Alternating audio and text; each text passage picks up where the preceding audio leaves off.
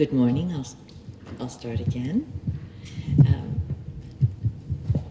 Here we are on day 3 of the book festival and thinking about the various issues related to the publishing of books in Georgia. In particular, today we'll be focusing on illustration and picture books for children.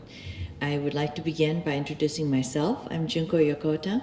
I am Japanese-born and now an American citizen and working in the field of children's books as the director for the Center for Teaching Through Children's Books, currently the president of the Caldecott Award and also of the Nami Island International Illustration Concours. Today we have a set of panelists put together by Ota in terms of thinking about these aspects of illustration. I will serve both as the panel moderator as well as a panel member. So, next. Will you introduce yourself? Otar Karalashvili. Oh, sorry. You see, my voice can be heard. I'm Otar Karalashvili. I am the founder of the Book Art Center in Tbilisi, which is an NGO that is doing everything that is connected with the visual part of making books. But our main focus is on book illustration. And we have approximately 20 young illustrators cooperating actively with us, but we are also cooperating with publishers. We are actively cooperating with the National Book Center. And we try to develop things connected with book illustration in Georgia. Thank you.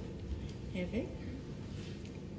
Good morning. My name is Helvig Bücher. I'm publisher of Nord-Süd Verlag, and Nord-Süd Verlag is a publishing house that is specialized on children books, picture books mainly.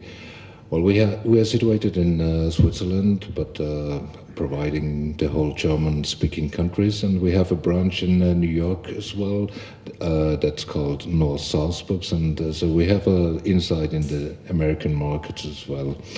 And it's the second time I'm here in Georgia. I'm very happy to be part of this discussion. And I hope that the discussion will heat us up a little bit because it's quite freezing up here. Thank you.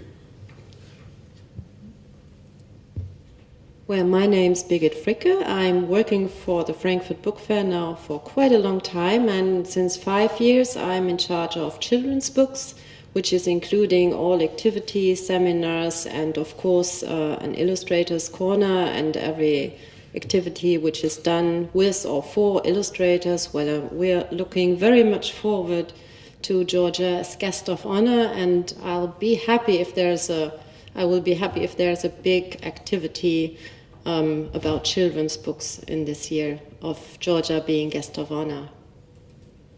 So, as you see, we represent various aspects of the book publishing sector. But today, to begin, we would like to have Ota talk to us about how the Book Art Center of Tbilisi has been supporting the ever-growing hope of creating a children's book industry here in Georgia.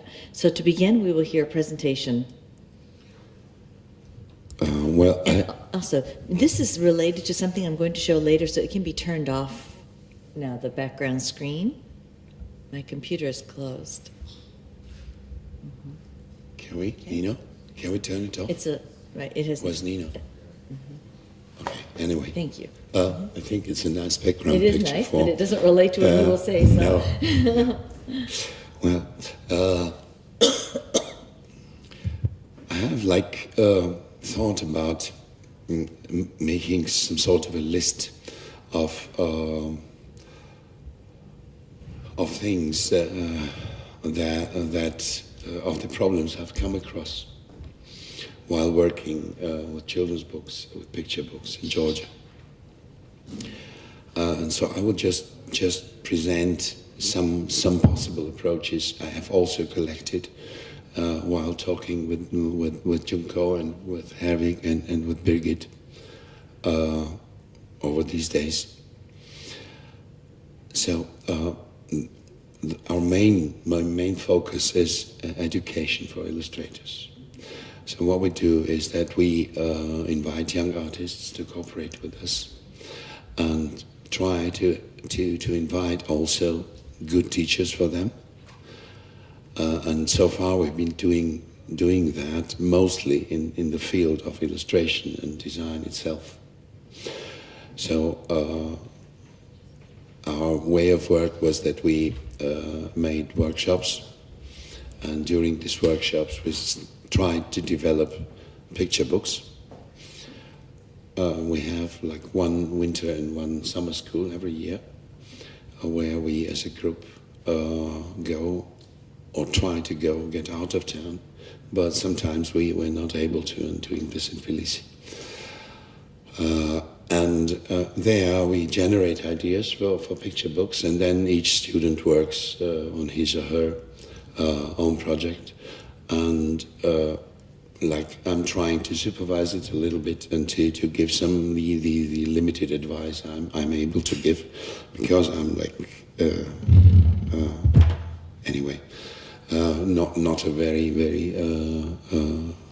experienced expert, so it is like according to my experience I can judge some of the things they're doing. And then we present our collection every year in Tbilisi at the book festival, and try to contact publishers and convince them to buy rights for these books. So the students who are then the authors, they receive just normal license agreement. So one thing which we are concerned with is the quality of illustration. It is that we want to stimulate more and more quality by using the very high potential. It's my belief that we have very talented young people who might be able to create something worth looking at. So while working on this, so one thing is this is just like creative education. The other thing which I've come across while working on the books is that it takes more than just illustrators to create picture books. We have a problem with good children's texts. There are virtually none. And so we tried to look for young authors, but there is nobody who could help us in stimulating also writing of children's books. So one problem, or a new problem, which I think it would be very nice to ask you about, maybe possibilities or methods of how to stimulate children's writing, which is, in my opinion, extremely important. To have good children's writing is important for a country. Then there is one more thing, which I've come across when I first met Herwig.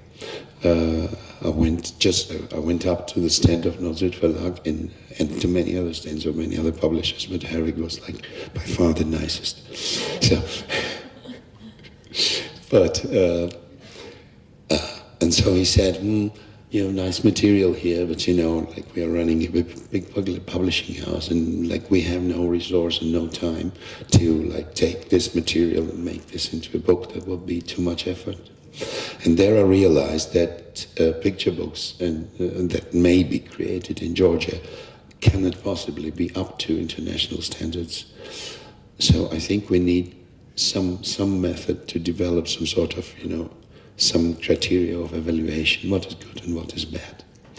And in Georgia, you don't have experts who can do it. So also these experts, I don't even know who they are, because I'm not into the picture book business internationally. So probably these are agents, probably these are editors, but probably these are also marketing people or project planners or whoever, or publishers. So it will be good to think of a way, in some way, to have help from outside in order to raise the quality of the content of the books. This also has to do something with what we've been discussing yesterday about international relevance, because sometimes you take great pains to develop some content, then you arrive at the international market, and suddenly it turns out that you're completely out of the picture. So these are the quality issues. So I think that in creation of the books, there must be ways to help stimulate, to utilize the potential that we do have. And yeah. So Ota, I think that the problems that he has raised as being the things that drive his passion for having an opportunity to raise the quality of children's book creation and illustration here in Georgia have been well expressed by you, just as a way for all of us to be on the same page and understanding what is currently published and what has been in the past. We have been asking for the last few days here, what books do children here grow up with as being the children's picture book of their childhood, or what is the current state of what is available, not speaking so much of the quality which you already questioned to some degree, but what has been historically what is present for children here. And I think beginning with that will help us have a place to begin the discussion. Is this a question to me? Yes. Okay. You are setting the stage for us to begin building on. Okay. So basically, it is like this. We all grew up in the Soviet Union, and the Soviet tradition of making children's books is still very much alive. Now, the Russians had excellent children's books, but these were like mostly text-based, although the Russians also have an outstanding illustration school. However, in countries like outside Russia, so like in countries like Georgia or Armenia or Azerbaijan or wherever, we were not like very, very directly involved in this very creative process which the Russian children's literature created. But however, the value of the books in my so as I observe it, so what parents want is first that they only value the text. I see. Text is important, and basically when they make a decision to buy a book, they basically want to buy as much text for as little money as possible. So this text to money ratio, I think, is the main point for decision. And the other thing is that also the notion that children may have fun from books is people don't believe in this. So I think most Georgian parents want books to be useful, or and to give their children like information, to give them a better chance to make a career by learning something. So like children's encyclopedias, for instance, are sold very well. Mm-hmm. So all kind of like information and upbringing. So what we are building today's discussion on is a foundation that is based on a Soviet tradition of having created books for children with good quality text and some illustration, but perhaps not in the picture book as we define it today, and that the parents are valuing good text that is useful, functional, and in helping children to have a utilitarian mindset for what the function is. And you don't believe that there has been a tradition of picture books as we know in the international arena so far. Well, I would like to take that as the foundation point from which we begin today's discussion, and ask Herwig to talk a little bit as a publisher of children's picture books. What are the things that you look for as a criteria of high quality picture books, so that, as Ota has mentioned to us, what would be the beginning for which we would look at selection and evaluation of what is, in fact, a good picture book? That's a big question. Probably I can explain a little bit how a publishing house in West Europe works like we do. Mm-hmm. And I think there are certain criteria that how we make a program. One is we have a stock of illustrators that we are working regularly with. So in our example, we have the Little Polar Bear with Hans de Beer, or Rainbow Fish with Marcus Pfister. They provide us with new books from time to time, so we are expecting a new book per year they are doing. At the same time, we are looking for new talents that we find in the German-speaking countries, so to say in our area, and to develop them, either because they are already experienced, we like their style and we want looking for a cooperation with them, or the third kind of collaboration is we are buying foreign rights from other countries. And in that case, we mainly are concentrated on particular markets. First of all, the US market, because we have a kind of tradition to bring illustrators from the US or the UK to the German-speaking market. Another one is another rather important market for us is the Japanese or Asian market, a little bit Korea, and well, not yet China, which probably will become a market, but we have some Japanese illustrators in our list as well. So on the foreign rights side, we are mainly looking in those markets who has a very developed children book section and tradition, and who are providing us with a very high quality. Mm-hmm.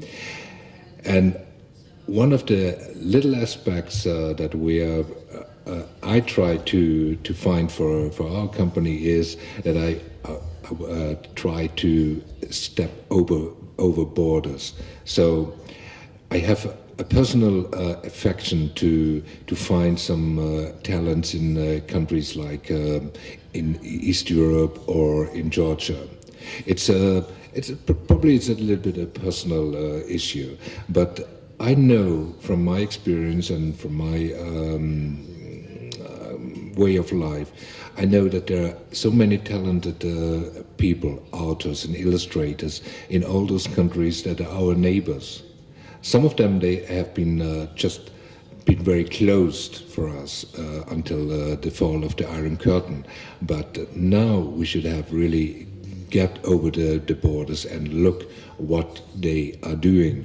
And to my surprise, or not at most at my surprise, but I was surprised to find so many talented illustrators just a few hundred kilometers east of our countries. And some of these markets are already pretty well developed. It was a question of time, I think, how they develop. So after the fall of the Iron Curtain, it was not the main task to make nice children books or even artistic children books. So there, in that case, the situation is very similar to Georgia now. Yeah, you're doing textbooks and reference books and all those necessary things. But after a certain time, people are becoming more and more demanding for nice illustrated books or just entertaining books and all those kinds of books. And you could see the development very well on some markets like, for example, the Czech Republic, which today is already quite a good children book market again, or Poland, for example. They develop pretty well, and today we recognize that a lot of Polish publishers already are selling their foreign rights in the West. So I guess it's a little bit a question of time as well. Yeah. I'm going to take us back one step farther, though, because I think that we are very keenly interested, of course, in markets and what has been published and so forth. But I'm going to return us back to the question that has been raised by Ota as being that which he does not find in existence here, and to focus on what are some international ways in which we say is a good picture book. What are the qualities that one looks for in illustration. It's related to market in that, yes, as you look at other countries' publishing, we look to see what is a good picture book. And I think this is something that has definitions that may have similarities and parallels, and therefore successes of books that cross boundaries, but also perhaps not the same in each place. At this point, I'll put on my hat as a panel member to say, for example, as chair of this year's Caldecott Award, we have submitted to the committee hundreds of picture books that have been created in 2014 with hope that they will be recognized as being an award-winning picture book. And the challenge that we face as a jury is to take a look at this to say, what is the distinction between high-quality illustration as an art form and a high-quality picture book as an art form? And this debate, perhaps, is one of the beginning points that's being faced by the Book Art Center in Tbilisi as they are teaching the illustrators who are going to school there the techniques of good illustration and producing good illustration, but how do they make the bridge from being good at producing art to something that Herwig is going to pick up and say, I will publish this as a picture book because of its potential as an art form of the picture book. So to return to that point, what are some things that, for example, lead you to acquire something for its potential as a good picture book beyond good illustration and artwork in and of itself? I think it's a mixture of personal how to say what you personally like. So you are personally affected to illustrative concept in the first moment, and so if I go through a book and we get many offers as well, as Junko said, and in the first sight I felt comfortable within this book and in the story. That's a good sign for me to say, oh, it seems to work. Or another one is, of course, that we have some experience with quite a lot of different types of children books, and we know which our readers could be affected to. Yeah, so I think it's pretty a general concept for a publishing house that they create a kind of line, a style, a handwriting of the books they like. So I cannot choose the books for anybody else. It's just I have this idea of North-South, and within this coordinations of North-South, I know more or less what could work in our concept. I think another big important thing is it's not an objective decision. So a book can be perfect, but I cannot sell it because it doesn't fit to me or to the company. Yeah, so it's always a very subjective decision how I find a book suitable for a list. I understand your points about that whole idea of there's not an objective checklist where we can say high quality this has been met, but rather it is that combination of subjectivity, taking into account things that, of course, you personally want for your list as a publisher, that which is appealing to your readers that you already have identified as being the North-South readership, and then what will sell, because no matter how perfectly created something might be in your own vision, it has to ultimately end up in someone's hands as being a sellable product, which takes us very naturally into looking at the work of Frankfurt Book Fair, Birgit, as we look at what you see from a very international scope, whereas Herwig, of course, is very well established in his own company within the bigger world. You see the bigger world and then try to hone in on what makes sense for the people who will be coming to a book fair like that. When you take a look at the publishing world that's out there in the range of books that are being produced, how do you identify the potential for a publisher to create a voice that shows the quality that you would, for example, see as being exemplary for a country like Georgia to emulate. How do you, as the coordinator of the largest book festival, identify quality in children's book publishing?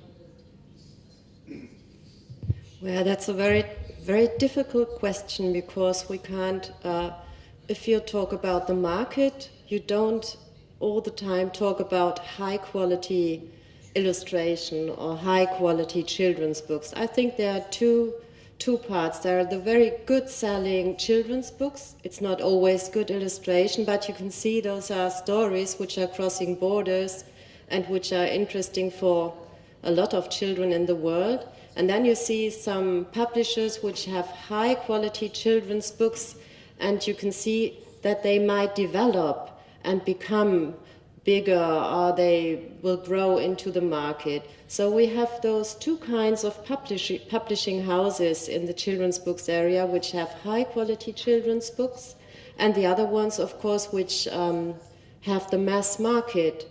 So this is quality for the mass market, which is very important to earn money.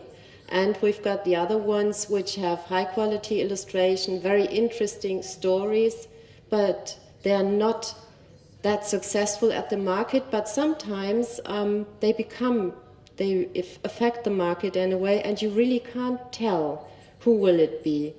It's very, very difficult to say something how we define quality for the Frankfurt Book Fair, because it's all about economy and about selling books to a market.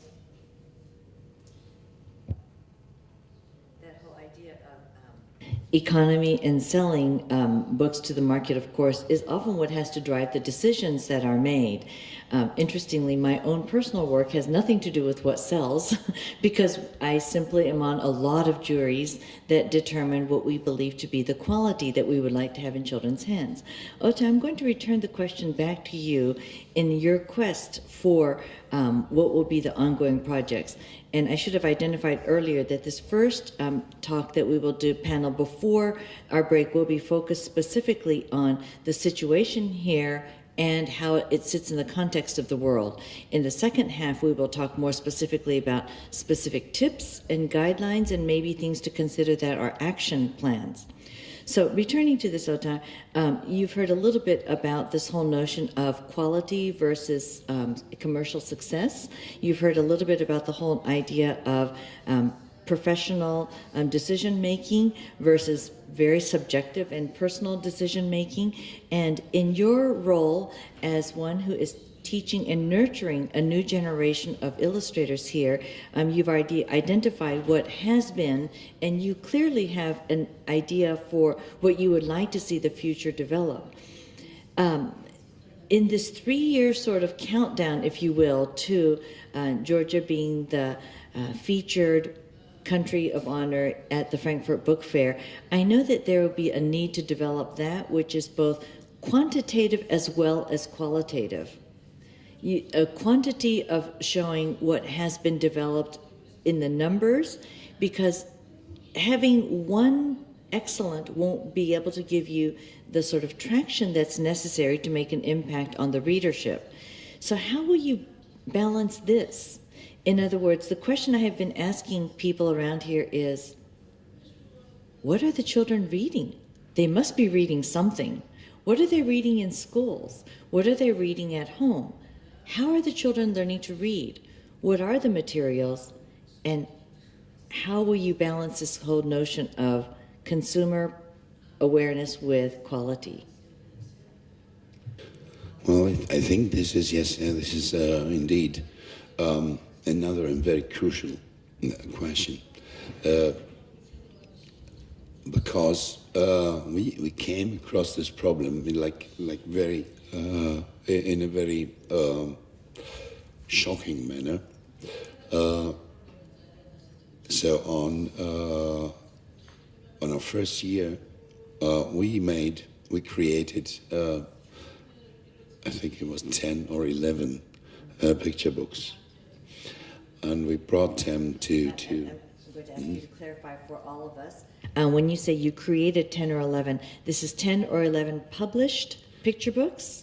No, these were dummies. So what we did, we made the text, we made the illustrations, we made the layout, and then we printed them out. We made just single copies, and then exhibited them and offered them to publishers. And there's one publishing house. This is the Sulakauri Publishing House, and I've been friends with Bakur for long years. I know a little bit also of his ideas of what he wants, what he likes, and what he wants to develop. And he was like absolutely enthusiastic about this book. He bought 9 out of 10. And we published. Success rate. It's yes. I don't think that anybody can really repeat this, and unfortunately, we can't repeat this either, because then he immediately published these books. And we made a big boom out of it and put it in the market and on the bookshelves. And then we found out that they just didn't sell. So for some reason, Georgian parents where maybe the quality of the books was, it's hard for me to judge. Maybe they were not really good picture books, and the readers were cleverer than Bakur and myself and my students, and they like found this out and didn't buy. Maybe this was a format which was new to Georgia, and therefore they didn't realize what's the use of, or how can you use this kind of books. Anyway, somehow we didn't do well on the Georgian market. And that made me think a lot about how can you find better access to the readers, to public. And as of this question of quality, a little bit returning to what Birgit says about the mass market and quality and quality books. Again, I was always thinking about the international potential that Georgian picture books might have, and it is like my intuition. I really don't have any means to judge it, but what I would think is that I might find it possible that a French publisher might be, or Norwegian publisher might be excited by a quality picture book done in Georgia, but I don't really see how or why he would look for a source for his mass production in Georgia, whereas there are like countries where these things can be produced much cheaper, and where this industry is already developed, and if you want to make this like series of well-selling. So I therefore, and also because of course I myself I'm very fond of quality picture books. I admit this. So I thought that it might make more sense to focus on quality. But then when we focused on quality, we found that this quality isn't appreciated in our own country, and that made me think on how can we raise awareness from quality within Georgia. This is I think that what you are explaining here has resonance for many of us who are very committed to the world of creating quality picture books for children. But as I listen to you, 2 different thoughts come to mind for me. One is, of course, if you were so successful in getting 9 out of 10 of the dummies that were created by students sold to a publisher, but they didn't sell to the market, the question would be, just as you have raised here, why is it that Georgian parents were not willing to buy? Now, I know that in some countries, for example, in the United States, the largest market for picture books is the library market. And so in year 1, one of the most important things that publishers must look for is the ability to sell to libraries through reviews, through awards, through the public awareness. And when I say libraries, I mean both public libraries as well as school libraries, and also to classroom libraries and specialized libraries, but places in which there are professionals who choose books for the quality with the mindset of being able to recommend and to put them in the hands of the readers. My question for this next one actually may not be necessarily for our panel, but I hope some participants who are here in the audience as well. How many of you in the audience are from Georgia and live here in Georgia now? Yes, okay, so my question is addressed to all of you. My assumption, as a parent myself, and also as a former educator, classroom teacher, and librarian, is that I want quality books, whether they're for my children I teach in school, the children I serve in a library, or my own personal child in my own family. What would make a difference in a Georgian, among many Georgian people's parents' mindsets, in why you would or would not buy books for children? What are the stumbling blocks that would keep you from choosing a book that has been produced for children here or not? What are the roadblocks faced by the buying public? Any takers who would be willing to help us understand perhaps at least a perspective? I'm looking at all of you who just had your hands up a few minutes ago.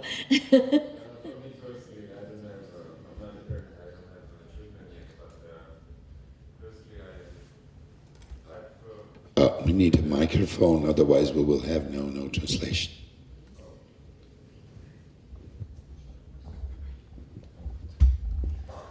So firstly, it's the quality of text of the.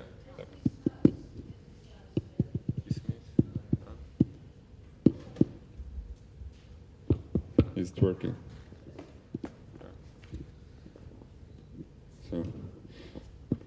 So personally, it's the quality of the text of the fairy tale or whatever of the author, not the.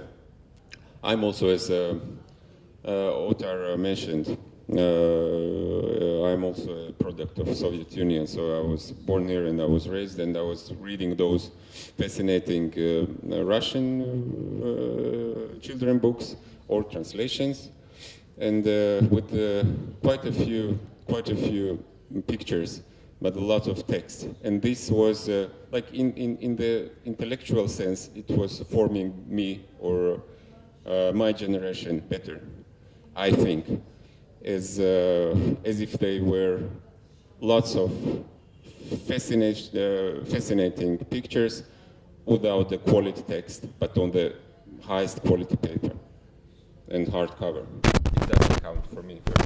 This is my personal point of view. So I understand your personal point of view is that the text drives your decision whether you will buy, borrow, or want access to a book, and that it is the text that drives that perhaps initial decision whether you would like to acquire a book or not. Thank you very much for that comment, and I would like to ask some more people as well. Hervik, did you want to follow up on that one or to ask another question to the audience? I would like to add another question. As you started here questioning the audience, I would like to deepen that a little bit. So we have seen that quite some Georgians are in the audience. I would like to ask, is there any publisher here already? One publisher. And illustrators? No illustrators so far. So we are asked to bring into this panel discussion outside view on Georgia, which I think is very reasonable. But at the same time, I'm really missing Georgian publishers on the panel as well, because they are the one who really can change something within the country. Yeah. So we have one publisher in the audience at least, but I think this is really at the moment we're discussing with each other, and we don't have those who really belong to this discussion. Yeah, so we have to. In front of this panel discussion, we exchanged some ideas and talked. So we knew a little bit about what we wanted to talk, and we have a lot of ideas and suggestions that could be done in cooperation between publishers, readers, illustrators, government, and all these organizations. But to whom are we going to tell that today? If there are no publishers who are interested how they could develop, and if there are no illustrators to understand how to get to the publishers, yeah. So that's really ridiculous. So let's put our one publisher who is here on the spot, and ask, do you publish children's books? Would you give us a little introduction about what you do, and give us a sense of what you perceive as being a need in the Georgian children's book market? Okay. Hello. Yeah. I'm publisher for the MTP Publishing House, and we have been publishing some children's and youth book, and it's not our main focus. You can say more or less that our focus is Scandinavian, Western European literature in general. But as children's books, there is a great quality in the tradition of Sweden and Scandinavia. And so we have published, for example, this year's Astrid Lindgren's award winner, Barbro Lindgren, not a relative of Astrid Lindgren. She's an illustrator herself, and she has been to art school, and we published this book that is considered of highest quality, and so on. To be honest, is the worst selling yet among our books. So it is not a matter of personal taste, because it's really translated to many foreign languages, and great success in Sweden too. But I guess that the tendency among parents in Georgia is that a book is a gift. It should look like it is of interest and great value. It should be silver, pink, color, gold, Barbie, something that is fitting, like a chocolate box or some kind. And that is a commercial, sad part of the market. But it's like music style here also. You cannot think that Morris or the Smiths are the best selling in Georgia. It's second-rate disco, or more or less from other. There is a small group who have kind of intellectual knowledge or some kind of level, and they maybe can have these preferences as an art form, but they are very few, I think. So, but we will continue. So there will be more Barbro Lindgren. And why we do it is, like you say here as a publisher, we love her. And I have a child here myself, so it's a duty to her, I think, also. So the problem is that it is not a developed field. You can say it also, it's combined with democracy, and so that there need to be an educated middle class that have high values of government, of culture, and so on. I hope it will come, and if we do nothing, it will absolutely not come. I think more or less like that. Thank you for your comments there. You raised several things that have been in our minds as questions in terms of the sort of the buying public, if you will, that we talked about over breakfast this morning even, in terms of is the question that of the buying public or not? And I like your analogy of the notion that book as a gift, a box of chocolates, something that is beautifully present. And we appreciate the fact that you have brought about the whole idea that, of course, that you are looking for quality and have published a translation of this year's ALMA winner, Barbro Lindgren, and her work as well. Thank you very much for your comments. Would there be anybody else in the audience who would like to speak to the notion of what is and is not available to children here in Georgia? Yes. გამარჯობა. მეც ერთ-ერთი მშობლის პოზიციიდან ვისაუბრებ. ჩემი შვილი 3 წლის არის.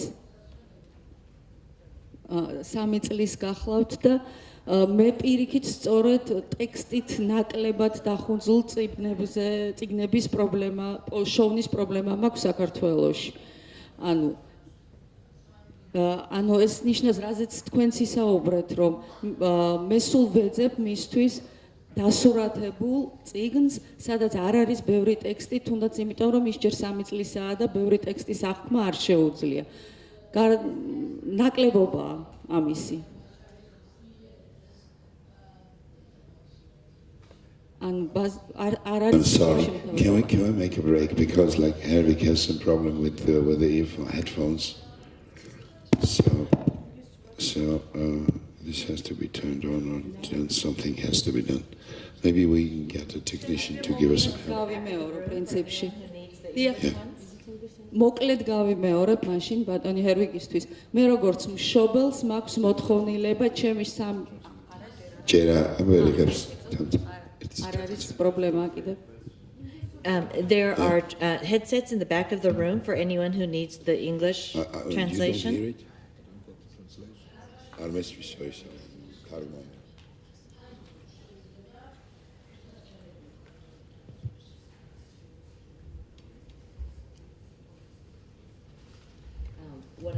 What I have heard up to now is the whole idea that as a parent of a young child, only 3 years old, you are in fact looking for that which has good illustration as well. Okay, so if you will continue. მე ვთვლი რომ ამასაკში არ არის, დიახ, მე ვთვლი რომ ამასაკში არ არის ისეთი მნიშვნელობა. ყოველთვის ეს ჩემი სუბიექტური აზრია. არჩევანი ნაკლებია ასეთი წიგნების. ან მე ვერ პოულობ.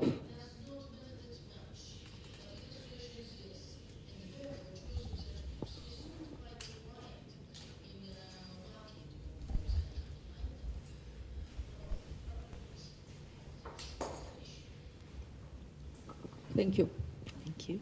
Thank you. A parent's perspective of a young preschool child in having difficulty finding good ones. So it appears to me that some of the issues that are being faced here include a balance between not having a history of a middle-class buying public for their children, not only as gifts, but for everyday reading material. Parents who are having difficulty identifying, locating, and purchasing the books that Ota and his students have created and published here, but also perhaps it sounds to me like an issue in which we're looking at a lack of connection from those who want to create high quality, those who want to publish high quality, with those who want to purchase high quality, and how those three things can come together may be one of the challenges that I hear from the people who have spoken to us this morning. Are there others who would like to add to this discussion? Yes, please.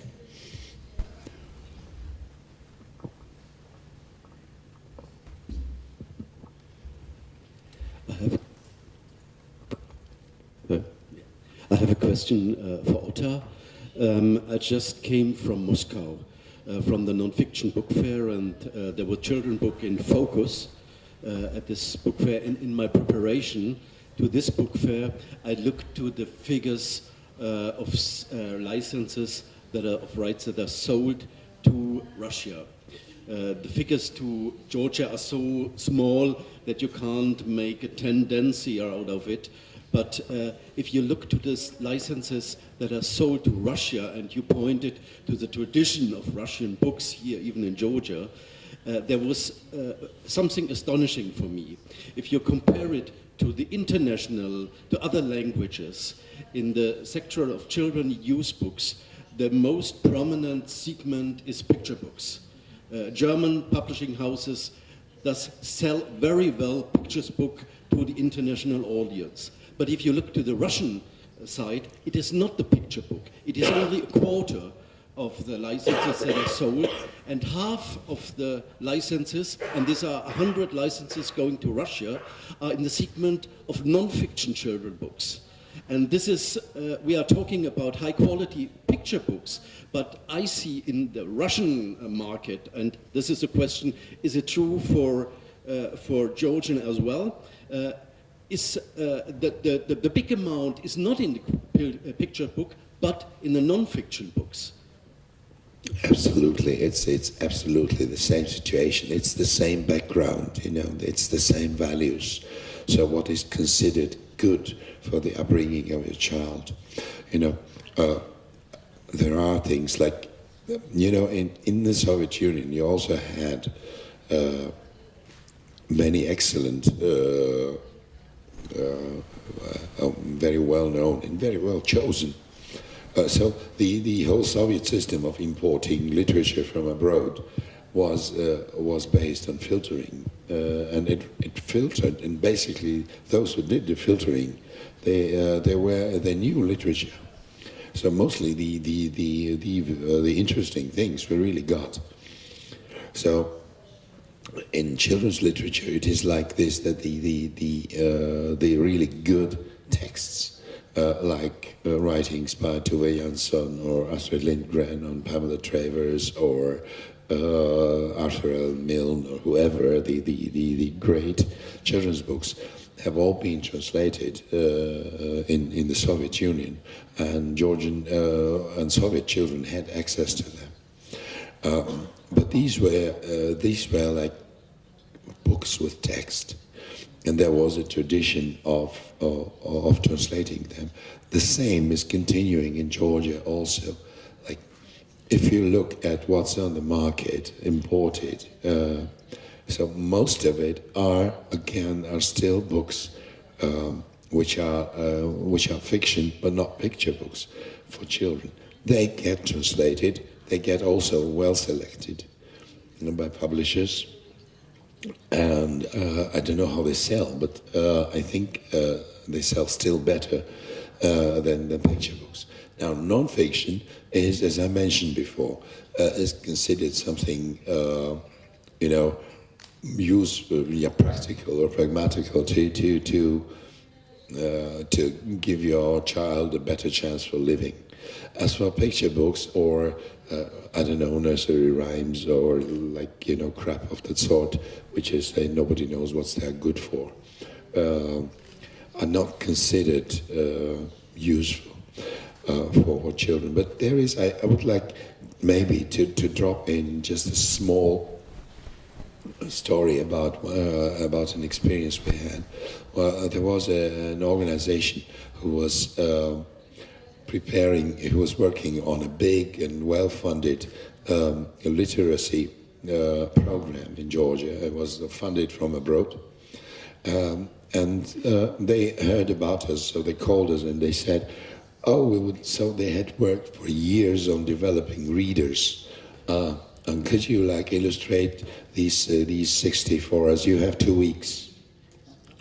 You know, which is, and I told them that if they want to promote literacy, then they also have to promote visual literacy. Otherwise, it was not interesting. It would be like extremely interesting for us to cooperate with somebody who's promoting literacy. And I think that visual literacy is something very important. But even among the teachers, even among the, like, you know, people who are working with practically working in the education sector, they're not aware that pictures should have quality, same as text should have quality. So it's like very text focused. It's extremely. So to follow up on this statement on the nonfiction that was being sold, and then your idea in that nonfiction is in fact appealing for its inherent sense of supporting a child's mind and the need to know information, I would then question... It's not even the mind. It's not about, like, you know, developing the mind. It's about, you know, getting practical knowledge that you then can apply. Practical, applicable knowledge rather than perhaps through the imagination. So a question I do have for both of you would be that which is this nonfiction illustrated? And so therefore would potentially be the kind of work that you or your students may or may not be engaged in, is creating illustration for nonfiction. Well, I don't see the potential of creating content or text for nonfiction in Georgia. If anybody would do it, I would gladly work on illustrations, but then I don't know whether like Georgia, because if you look at this nonfiction, they are mostly these big publishers like Dorling Kindersley or this type of publishers like Kingfisher, or whoever Usborne, who are doing these mostly also like British, who have this big industry of having teams of hundreds of people who are writing for them, and doing this series of books. I don't see Georgia has the potential to do something like that. I see. So in your perception, it's that perhaps they would continue the tradition that you have found with Russian publishers who are buying nonfiction, that you foresee a future in which the children's nonfiction books in Georgia would continue to be acquired rather than developed here.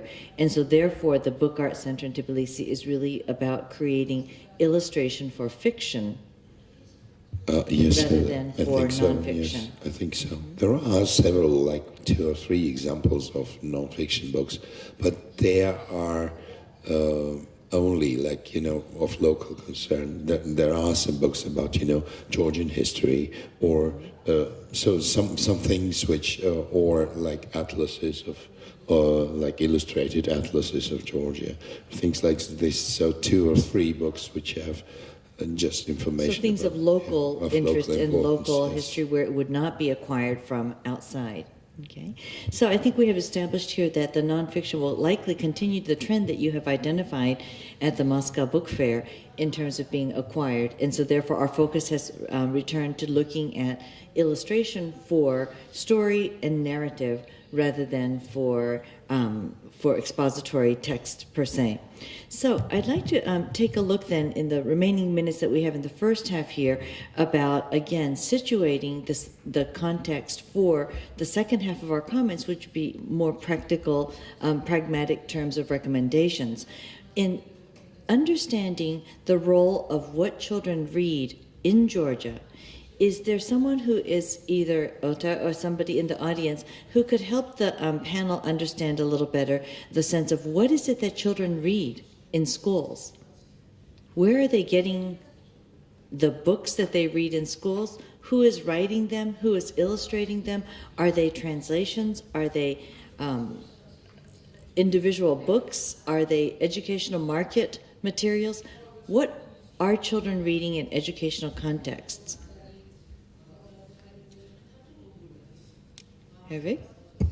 I would like to add a question because this discussion between fictional and non-fictional book brings us pretty close to school books, for example. And school books are usually non-fictional books and illustrated at the same time. So in my context and my understanding, a school book is a very simple and easy way for illustrators, for example, to develop their skills and to get some money. I was a school book publisher for several years as well, and I was always surprised how well paid illustrators of school books are compared to illustrators of fictional books. Yeah, so probably that could be a solution for the students of Otta, for example, to really practice their skills. Yeah. A very good point that Birgit also mentioned in Germany also is the allure of creating materials for educational market as being something that pays the bills. Mm-hmm. Well, most of the illustrators in Germany, it's like everywhere in the world, it's very hard to make a living on doing what they're doing, but school book and textbooks, that's where most, except the other ones doing things for marketing agencies, they're living on. So this is paid very well, and this is a chance to get into the market and to find out. But I've got another question besides school book. Are there any parents? I saw there's one lady talking, and so what is for the children from 1 to 3? what does it mean, reading to children? Is it important in Georgia? Is it known that it is very, very necessary for education to read stories to children, to have time with children, to have quality time reading stories to them? And what about the pre-education? Is there anything like a kindergarten or anything where children go and are educated before they go to school? So what is about the very, very start of a reading career of a child or career of education? How is this handled in Georgia?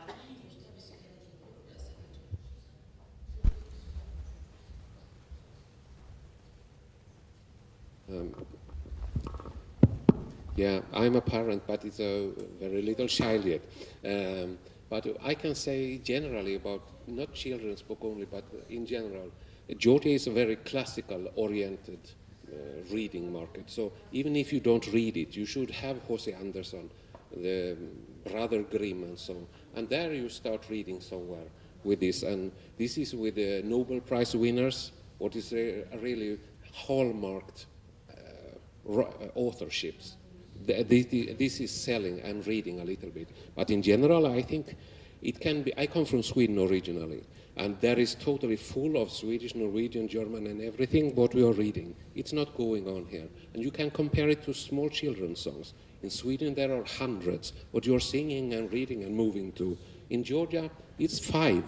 So what is really created for small children, not taken from old films that were favorites or something, but was really created for rhythmic and educational counting, development of mind and artistic skills. It's very little here, I think, in real, what is dedicated to children.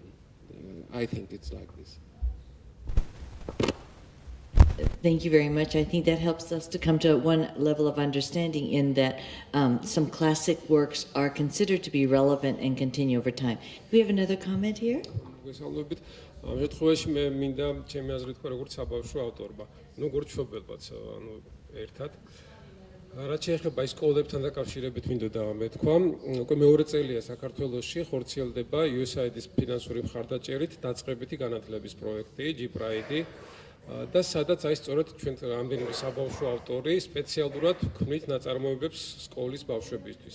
აქ არის განსაზღვრული დაწყებული პირველი კლასიდან მე-6 კლასამდე, აქ არის მოცემული გარკვეული წესები, ასე ვთქვათ, ტექსტის რაოდენობა, სიტყვების სირთულე, ანუ რა უნდა წაიკითხოს პატარა ბავშვმა, ვთქვათ, პირველ კლასში და რა უნდა წაიკითხოს დაუშვათ მე-6 კლასში ბავშვმა. ნუ როგორც მშობელი ასევე შემიძლია ვთქვა, რომ პირადად ჩემი ხედიდები არიან, მაგრამ როცა პატარები იყვნენ, ცხადია ილუსტრაციას დიდი მნიშვნელობა აქვს, რაც უფრო პატარა ასაკისაა ბავშვი. ვთქვათ, 3 წლის ბავშვისთვის ძალიან დიდი მნიშვნელობა აქვს ილუსტრაციას და თანდათან მოვიდეს ტექსტი, მით უმეტეს უკვე როცა ბავშვი იზრდება, ვთქვათ, ასაკში.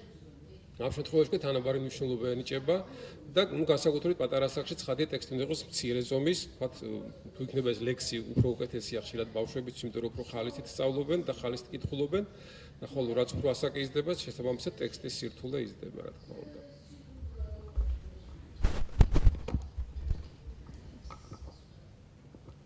გამარჯობათ, მოგესალმებით. მე დავაფიქსირებ ჩემ აზრს, მესამე დღეა ვესწრები ამ თქვენ სემინარებს, პანელს.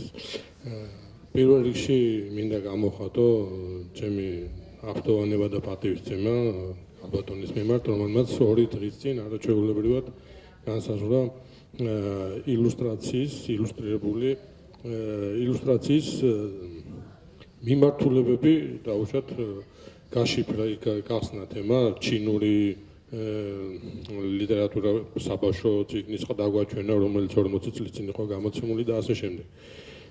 მაქვს ჩემის აზრით, ჩემი აზრი მინდა დავაფიქსირო, ჩემის აზრით საქართველოში იმის გამო ჩვენ რა თქმა უნდა ვერ შევედრებით ვერც რუსულ ბაზარს, ვერც დასავლეთ ევროპის ბაზრებს, სადაც ფაქტურად ერთიანი დიდი ბაზარია. ჩვენ პატარა ქვეყანა ვართ რიცხობრივად და შესაბამისად პატარა ბაზარია ჩვენთან. ამიტომ აქ ძნელია განვითარდეს ისე, როგორც ვითარდება თუნდაც ეს სფერო სხვებთან შედარებით. მაგრამ მიუხედავად ამისა, ვფიქრობ, რომ არ ტარდება მარკეტინგული კვლევები საქართველოში. აი ავსტრიელმა გამომცემელმა ქალბატონმა ისაუბრა 2 დღის წინ და თქვა იქ როგორ ხდებიან საბავშვო ბაღში, როგორ მიდიან და ავტორი მოყავთ პოპულარული ადამიანები, საფეხბურთო გუნდის მწვრთნელი, რომელიც ცნობილი სახეა იქ იმ გარკვეულ რეგიონში და ასე შემდეგ და ის უკითხავს იმ წიგს, იმ რაღაც ზღაპარს და ბავშვებს აყვარებს და ასე შემდეგ. ხო, აი ეს ტრადიციები ჩვენთან სამწუხაროდ არ არსებობს. მაგრამ ვერც დიდ ენთუზიაზმს ვერ ვხედავ, რომ განვითარდეს ეს ტრადიციები. მე მართალია ახლა უკვე შვილები დიდი მყავს, მალე შვილიშვილები მეყოლება, მაგრამ მე ხო უკვე ვფიქრობ იმ შვილიშვილებზე და ეს ტრადიცია თუ არ დაიწყო, საფუძველი თუ არ ჩაეყარა, რა თქმა უნდა, არასოდეს არ განვითარდება და სამწუხაროდ ვერ ვხედავ. კიდე ერთი შენიშვნა მაქვს. აი თქვენ აღნიშნეთ, მე მაპატიეთ ძნელად ვიმახსოვრებ სახელებს. ქალბატონმა, იაპონელმა ქალბატონმა აღნიშნა, რომ ილუსტრირების დროს დიდი მნიშვნელობა აქვს ხასიათის, ხო, ხასიათი უნდა ჩანდეს ილუსტრაციაში. სამწუხარო ტენდენციას ვამჩნევ მე ახლა ხშირად ვათვალიერებ საბავშვო ლიტერატურასაც. და აი იცით რა, ადრე რო იყო მაგალითად ბრემენელი მუსიკოსები, ხო, მაგალითისთვის მოვიყვანო. იქ ხასიათები თითოეული პერსონაჟის იყო ძალიან მკვეთრად გამოკვეთილი. ვიცოდით ვინ იყო დადებითი პერსონა, ვინ იყო უარყოფითი პერსონაჟი, გესმით და დღეს რატომღაც აი რაღაც ზოგადი სახეებია, რაღაც არც ემოცია არ ჩანს ამ სახეებიდან. საქართველოში გულისხმობ, რასაც დღევანდელ ბაზარზე რაც არის საბავშვო ლიტერატურა პატარა ბუკლეტების სახით და იცით რა, ეს დაიკარგა. თან აი ეს ტრადიცია რაც აუცილებლად ვითით ჩვენ დაუშვათ ჩვენი იდენტიფიცირება უნდა მოხდეს, ხო, საერთაშორისო ბაზარზე თუ გავა ჩვენი ავტორის მიერ დაწერილი ზღაპარი, ხო, საბავშვო. აი ეს ხასიათიც დაკარგულია, აღარ არის ის შტრიხები, რაც დაუშვათ ზოგადად კავკასიელისთვის და კონკრეტულად ქართველისთვის არის დამახასიათებელი. ხო, რითიც ჩვენ ვართ საინტერესო, დაუშვათ იგივე დასავლეთ ევროპაში იქნება ეს თუ ახლო აღმოსავლეთში თუ ამერიკაში, ხო? ანუ იდენტიფიცირება არის ალბათ საჭირო და მეც ახლა როგორც მშობელი, ხო, როგორც ახლა პაპა ხდები მალე და შვილი უნდა გავზარდო, ხო, ჩემი შვილი ხო უნდა აღიზარდოს, მარტო ისტორიული ლიტერატურით ხო არ უნდა, ნუ ისტორიულ ლიტერატურამდე ხო უნდა მივიდეს, მაგის თქმა მინდა. რომ ეს ხასიათები, ეს განსხვავებები, ეს საერთო გადაკვეთები და ასე შემდეგ, რაც არის ამ ილუსტრაციებში, ეს რომ დაფიქსირდეს. აი ამ კუთხით არის ალბათ მუშაობა საჭირო. მე ასე ვფიქრობ, როგორც მშობელი, მადლობ.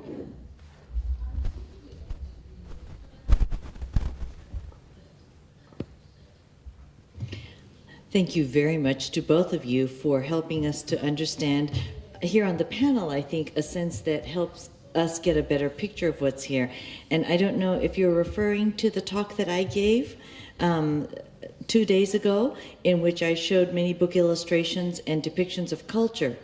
And I'm sorry that I neglected to move some things that were on my phone camera to the presentation.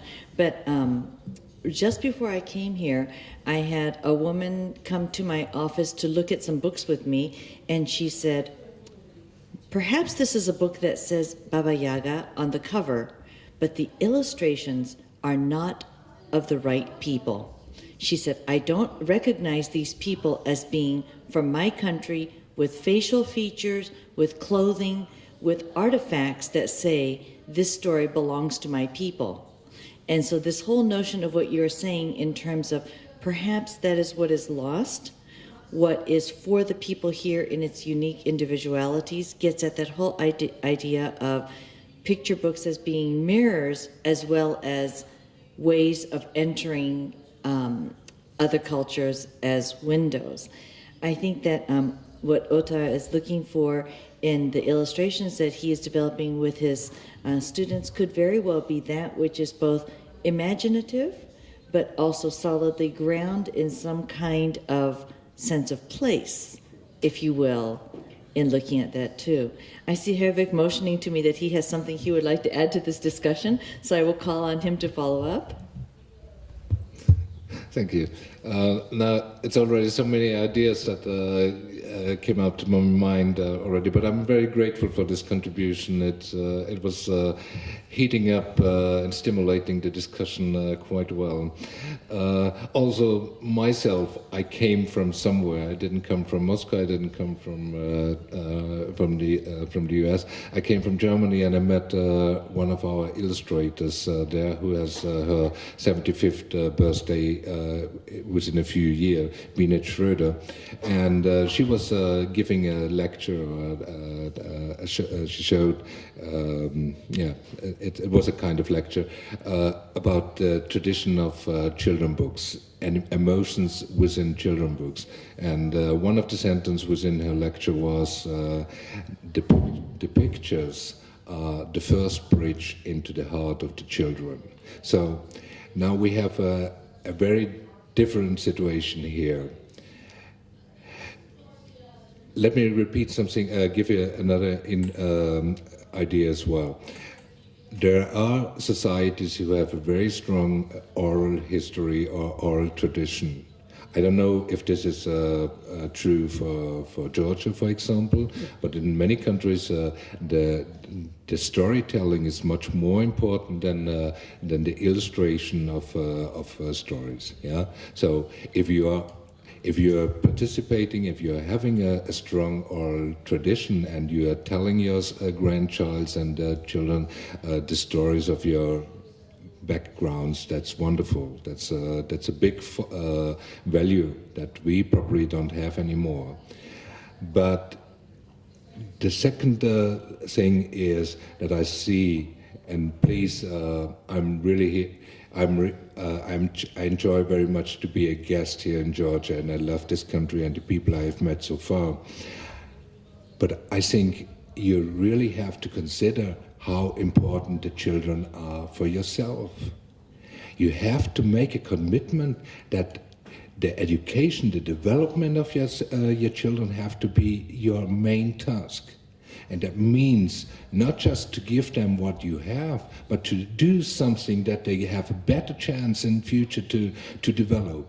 And therefore, children books are really an important tool.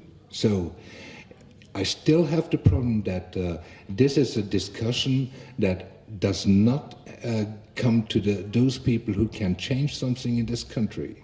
And these are publishers, booksellers, librarians, illustrators. Where are they?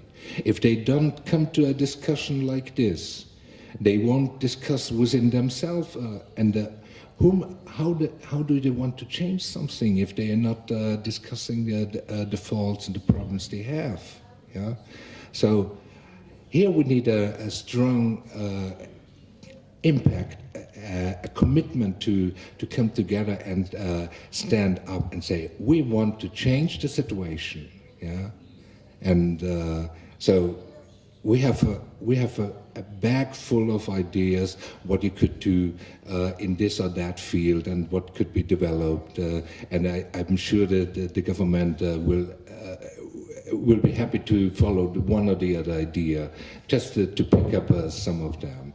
But if you don't want it by yourself, you won't get anything. Thank you.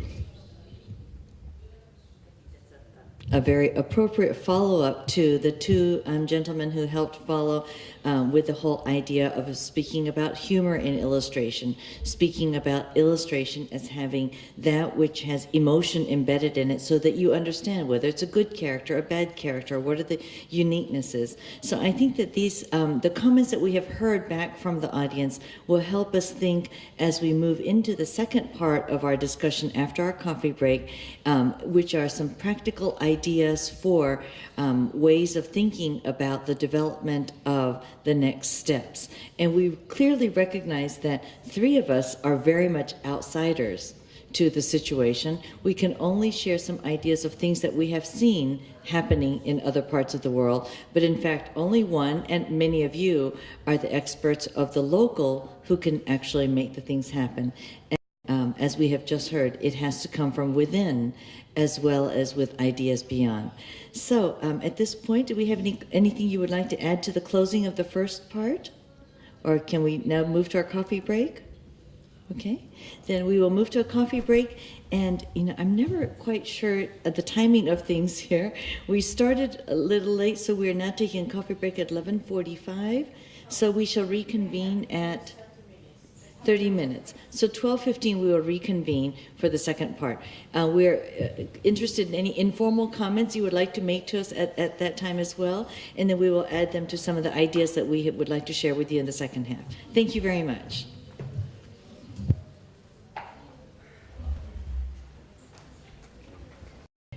These books that are beside you, to give a sense of what it is that she grew up with, and to say, these are picture books, but then what I realized is that there's a very different definition for picture books that she grew up with than what I would perceive today as a picture book. So she was very generous in bringing them today to show that, in fact, there are pictures, and there's a lot of words.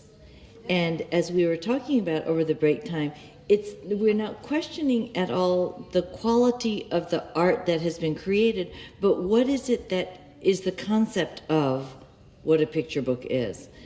So books such as this, which we would call in today's definition an illustrated storybook, so that it's mostly about the story with some beautiful illustration, but not picture book, in the definition of how we might define it today. So thank you very much to your student for sharing that with us. And then also at break today, I had a chance to hear a little bit about one particular story that has been illustrated by children here in Georgia. Do you mind showing your example?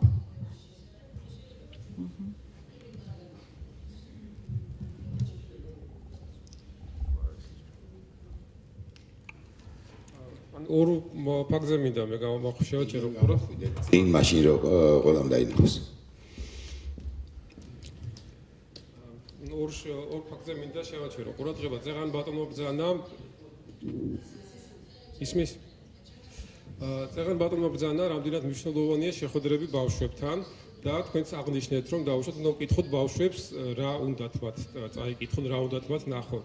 მე პირადად ბოლო პერიოდში გასაკუთრებით ხშირად მიხდება ხოლმე ასეთი შეხვედრები საბავშვო ბაღებშიც, სკოლებშიც და მინდა ვთქვა რომ მართლა ძალიან მნიშვნელოვანია ეს არა მხოლოდ ბავშვებისთვის, არამედ თქვა ჩემთვის როგორც ავტორისთვის, იმიტომ რომ მე ვხედავ ბავშვებს თქვა რა მოსწონთ, რაზე უფრო აქვს, როგორი რეაქცია აქვს ბავშვად და როგორ აღიქვამენ ამას, რასაც მათთვის წერ.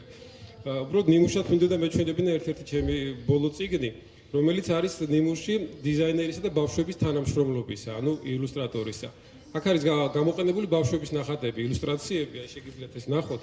მოდით მე გადავშლიდე თქვენ, იმიტომ რომ ორი ხელი არ გაქვს თავისუფალ.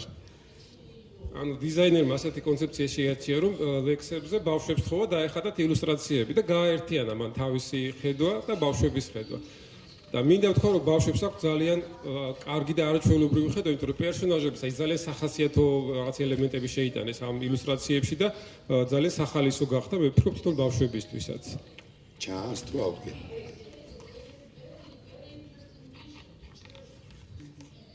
ანუ ეს არის აწერიეთ ვარსკვლავების 3 და 4 წლის ბავშვები. ანუ პატარა ბავშვების დახატულია და აი მათი ხედვა ძალიან კარგად დავშტიკი რაღაც პერსონაჟები იქ მელაკუდა თუ ლოგოკინა ძალიან საინტერესოა მე ვფიქრობ და თვითონ ბავშვებსაც მოსწონთ, იმიტომ რომ მე ვისაც მიჩვენებია და მქონია საუბარი ამაზე, მოსწონთ თავიანთი თანატოლებისა და უფრო პატარების ილუსტრაციები. არც მე ვფიქრობ ეს ერთ-ერთი კარგი საშუალებაა და კარგი გზაა თქვა ილუსტრაციების მომზადებისას ბავშვების ჩართვა ილუსტრირებაშიც კი.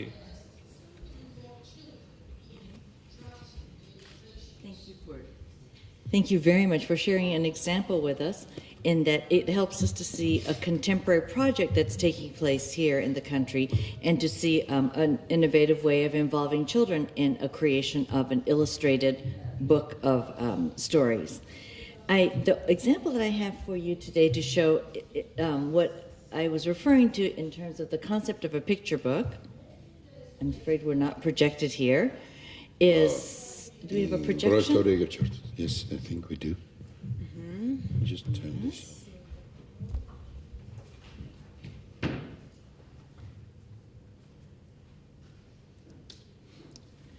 And it happens to be that all my examples here are German books, but the reason I will show a few clips of these is to show that in many countries the concept of picture book is a true integration of illustration and text in a way in which one does not tell the story alone, but rather the illustrations tell part of a story, the text tells part of a story, but it is what we call the marriage of the two that tell the completeness of it, and one should say something that the other does not.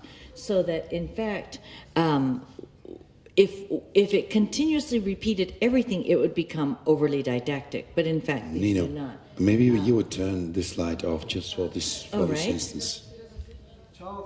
Yes. I see. So you need it to be left on. So I'm afraid that the quality of what you see projected is a little bit poor, but you get the idea that you understand what is happening here completely by looking at illustrations, and that the visual narrative is abundantly clear in terms of the setting, the characters, the plot of what is happening as this child is going through the park, calling the attention of people around her, very profoundly calling their attention to pay attention to how she is feeling about something. And then in this dramatic illustration, we see what the text does not have to tell us. We see that she has a pet, likely a pet bird that has died. And it's the moment that we see this illustration and see her face, we don't need words to tell us what happened or how she feels.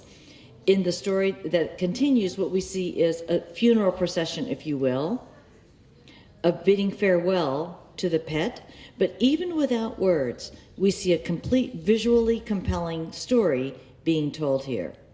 In the next example, also a German book here, we see an example of, yes, we've all been to that point where mother loses temper, the poor child falls apart, body parts go to all parts of the earth, and after we have seen a story that is told, in this case, almost entirely visually, we can understand that mother has called all the body parts back together, sewing together her child again, and apologizes, and the relationship has been resurrected. The next one I would like to show you very quickly in a conceptualization of a picture book is this one, again, where we have a very clear use of color and of the staging here to see that there is a family situation, and we see what's happening with the child in a separate room, identified by the difference in colors here. We see the child is very imaginatively creating things out of newspapers and such, but the mother, there's only one mother, but we see how busy she is because we see her 3 times, is cleaning up and putting away, getting rid of all that the child has created. Again, we see the difference in the 2 rooms, we see the child's feelings, what we said earlier about how you can see what is happening in the child's face is evident. The emotions are clear. The child retreats and creates an imaginary world, enters that imaginary world, and becomes even bug-like in his own appearance. And then when father leaves the earlier room where he was sitting with the mother, the father engages with the son, enters the imaginary space here, and then the mother, who had been so busy cleaning up what was a mess in her perception before, suddenly you see her looking over as if she too might be giving recognition to the imaginative play that the child has created. Now, I'm very embarrassed to say that as many times as I go to Germany, I don't speak German, and yet I can look at this visually and see the story that has been embedded in the visual narrative. So this is the conception of picture book that I would have defined earlier in somewhat of an internationally recognized language of picture book. I will turn it over to the creator of picture books too, to see if you have something specific you would like to add in terms of a concept of picture book. Yes. Herwig? Well, I think this is a rather important aspect of picture book making. We have, it's sometimes even so that the text is not the first thing we are looking at. It's the quality of the illustrations. And when I mentioned the Binet Schroeder earlier, as she said, we have to develop the pictures because the pictures are the bridges into the heart of the children. It's part of this idea that we all know this quotation: a picture tells more than 1,000 words. Yeah, and so for children, it's much easier to understand the world by looking at illustration than reading a text. First, there are the pictures, and second, there comes the text. So a high-quality picture book for me is one that really tells a story when you look at the pictures. And secondly, I'm very happy if it's going to tell a cute story as well. Yeah. Thank you. So, as we continue, Ota, how would you explain to your students what is the explanation for what is a picture book that you hope to create? Well, basically, there is no big difference to what Herrick just said. Mm-hmm. So I think that basically I'm trying to get away, because my students or most of the young artists I work with, Mm-hmm. they grew up with this this type of idea of what is illustration. Mm-hmm. So basically, illustration is a decoration for text. So I had real problems. I've been telling you, I had real problems of not only while creating picture books, but also while creating, I don't know, posters or any kind of visual material. Somehow text and image are regarded as something which do have nothing to do with each other. So that mostly the young illustrators concentrate on creating images, and then the text will somehow fit in, but will not be part of the same visual space. Which for me it is because my background is among others that I've been working in graphic design. So in graphic design you have to communicate content by using various elements, and these elements may be pictures, may be graphics, may be infographic, may be text. And the whole thing has to be distributed on a surface, so to say, so that they all together give the message you want it to give. And I think in a picture book it's very, very much the same. So the complete set of all elements which you have on a spread, or more complex if you go through a book. A book is also it's like a movie. It's something that has to be thought also from page to page, how the images develop. But however, it's very much like a video spot in this sense, so that it has contents which are transferred by various types of media which transmit information. Now I've been watching the exhibitions we had now, the exhibitions by Ukrainian, Georgian and Iranian illustrators. For me it is while looking at many works of illustrators, I cut myself asking, well, the artwork is really nice. I like it very much, but how about usage of the text? Where is the place for the text in these pictures? That's a good point. So it's clear to me that yes, please. I would like to add something. When I was looking at the exhibition, and I knew some of the illustrators from my earlier visit in Tbilisi.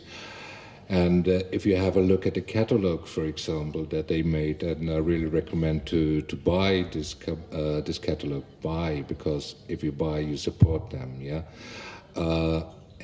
If I go through this illustrative works, it has some of them has really an international quality, and in general, many of them, if they would be produced by German, Swiss, or Austrian illustrators, they probably will find a publisher who is going to publish the story.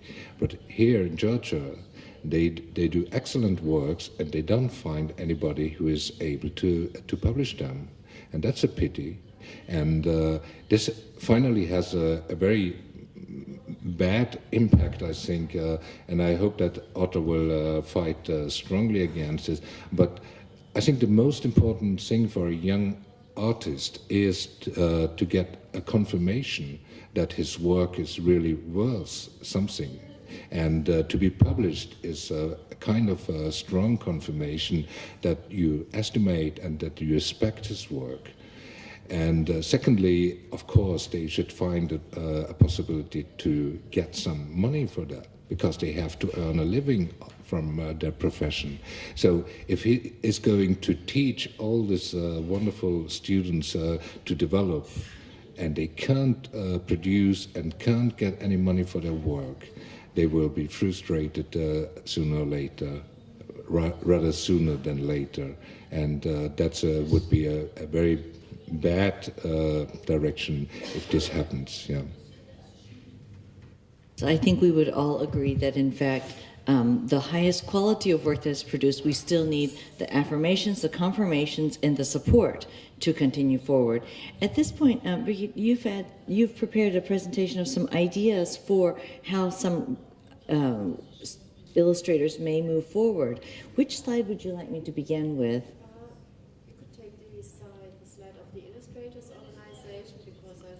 Do you know which slide number that is?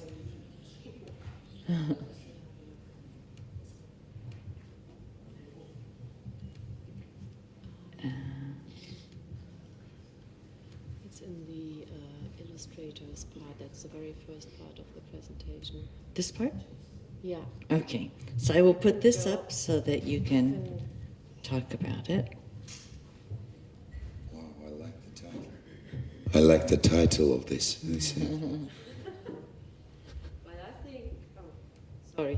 I think very, very important it is that illustrators from Georgia get into the international network with other illustrators, because who else could tell better about quality of illustration, how to live on illustration, how to get into the market, how to present your works to publishers, or not only publishers, but advertising agencies, whatever, as illustrators.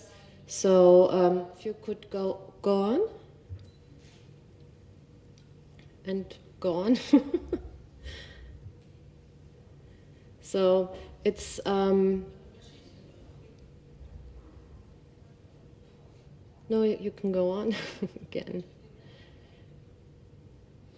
Well, sorry, so Birgit, then can we have this then in the complete thing? Yes, of course you can. So this is the first thing I would recommend. There is a worldwide organization called STBWI, Society for Children Book Writers and Illustrators. They have small representatives in nearly worldwide every country, and if maybe Virgam could establish to be one of the part of Georgia in this huge network, you would profit from their seminars, they're doing festivals, and what is very important, it's not only illustrators but authors, because this is the part I do not understand very well. Are there children book authors in Georgia? How do they work together with illustrators? This is something which is very unclear to me, and this forces you maybe to find some Georgian children book authors to get into the network and to work together. And if you can go on. This is the website of the German Illustrators Organization, which I think is a very good example how Virgam could develop to have portfolios of each illustrator on the web, and to get into the network with these portfolios to show what you're doing. And when I was Googling what is going on in illustration in Georgia, I very, very fast saw that Virgam is an existing offer, but I could not really get in contact. So to make this website working, that would be the very, very first step to get into any international network and to apply to publishers, to show your work to foreign publishers from other countries. And for example, the Frankfurt Book Fair has on the website, I think, the biggest portfolio by having links to other organizations like illustrators which do biological illustrations, illustrators doing illustration for medicine and so on. And we could put on the Virgam link very, very easily to get you into that network. And what we are going to do is to show and to help publishers to find illustrators across the borders, because what I very often hear is that publishers not any longer look for illustrators in their home country, but they're also very interested to find new talents in other countries. And I think this is one way to get Virgam in, because this is really something good you have established, and this is something where you could start from and which you could go on, and the German Illustrators Organization would be very willing to help you. And also they are under the umbrella of the European Illustrators Federation, so it's a huge, huge network, and I think that would be a very, very good step to do that.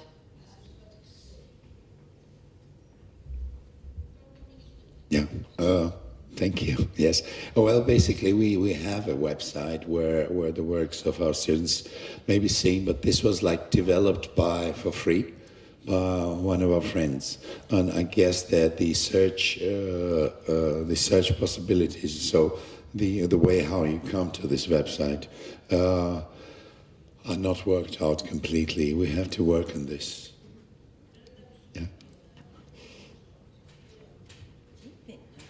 Thank you for those ideas for some steps that can be very concrete steps in developing a network within the illustration community. I made one comment yesterday in referring to the organization of IBBY, IBBY. Let me move out of here and escape here. And some of the things that are... Junko, may I interrupt you? Well, because for me it is very important. Now we are coming to the practical things. Yes. It is also very important to say what resources this might need. So here we need basically only the resource for developing the web page so that it works correctly. So this is like maybe, I don't know, maybe 1,000 lari or something around. A very little, because also because when you started with IBBY, this needs resource. To work with IBBY needs resource. So what do you mean by it needs resource? It's a big amount of work. I have been offered to work with IBBY for some time. I can't do it for free. No. You know, and this has to be also considered. I think the idea of resource for building organizations, but also partnerships can help make things happen. Of course, you cannot do anything alone. It takes many people to work together. And IBBY is an organization that has many different ways in which it plays out in the different countries. It is not a perfect organization by any means, but certainly is an organization to address one of the questions that was presented to the panel group, which is instruments that may be helpful for reading promotion, and who are the main actors, and who provides public access to interest in books across the different countries. And I would say that this is probably the major international organization for which there are authors, illustrators, and book promoters who come together to work on the idea of enhancing children's book access and sharing across the world. They probably are most known for their book promotion ideas, but also for projects that are very specific in sharing thematic interest as well. It is not an inexpensive organization in that there's membership dues that each nation must pay, but typically a new startup member as a country can apply for either free or reduced to begin with, and then have a partner organization, a partner country that will be a twinning partner to both help develop not only the money that is needed for the cost of membership, but also a sharing of ideas. So, for example, the United States has a twin in Cuba, and so in helping with some of those things, they might send people to help develop some of the children's book field in that country, or other volunteer works, not just paying for the memberships. So this would be one other organization that we would recommend. Jacob, can you briefly tell about what type of assistance this might be, or what type has been practiced in other countries? Okay, if we look at this website together, you can see that there are several different projects that they sponsor. And perhaps some of the things that a country wanting to start out might be interested would be, for example, they have reading promotion awards, which has a monetary value attached to it. And so if a country is trying to create a culture for reading, what is done to promote that culture? One idea that comes to mind directly is one that won maybe more than 10 years ago in South Africa, in which they were trying to create books for local languages, local cultures, and not just in Afrikaans. And so what they did is to partner with an English publishing company, with Oxford Press, and put together what they called Little Books and Little Libraries. Do you remember any of these projects? No? What they did is they put together a box, and in the box were small books that were created by local authors, local illustrators, in partnership with teachers who would then promote them with children. And these boxes contained stories that were locally relevant to that population. So instead of books only being made in London and then shipped or something like that, they were locally produced materials. And this was one of the ones that won an Asahi Reading Award. The Children in Crisis Fund, which I mentioned very briefly yesterday, deals directly with situations in which children are living in a crisis situation, whether they're in Palestine, in Syria, whether they are in refugee camps, they're children of Japan after the tsunami. You know, there are many situations in which children are living in utter crisis for the basic needs of the body. But beyond that, what IBI tries to do is to provide a book relief effort and have read-alouds, have situations where they help provide a reading context for a community of children who are in crisis. Does this help any with contextualizing? I guess this might be very interesting for our colleagues from the Ukraine, maybe, at present. Mm-hmm. I see. You're right. That could also be for the Children in Crisis type of fund. But altogether, there is a sense of what can we do to better the type of children's books that are available worldwide. So every member nation submits a book as an author, a book for an illustration, and a book in translation that they believe in their country is the best of what has been produced in the previous year. And then these are exchanged and traveling around the world, bringing international attention to each country's, what they consider to be the best of their work. A large country such as the United States gets one author, one illustrator, one translator, and a small country like Cuba gets one author, one illustrator, one translator for every language that's a national language. So if there are 3 national languages in a small country, then they send 3 books in each category. So it's not an attempt to sort of be democratic, but rather a sense of worldwide sharing. Okay.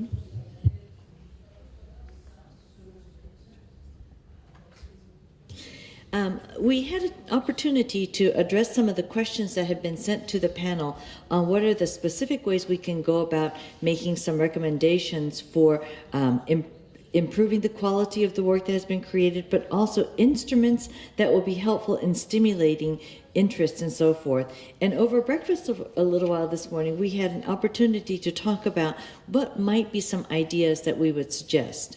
And Brigitte has also shown us some illustration networks and so forth, but also Herwig also had some ideas for sponsored ways in which you can have cooperation with existing structures, such as the Bologna Book Fair for one, and other avenues through which you can have participation.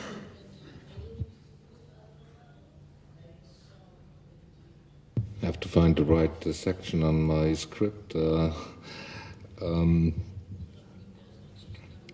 Yeah, we in general we have been thinking of how you can develop. One of the questions was how to develop the domestic market for children books, and is that the topic? Was it that topic? Okay. There's so many things we have to.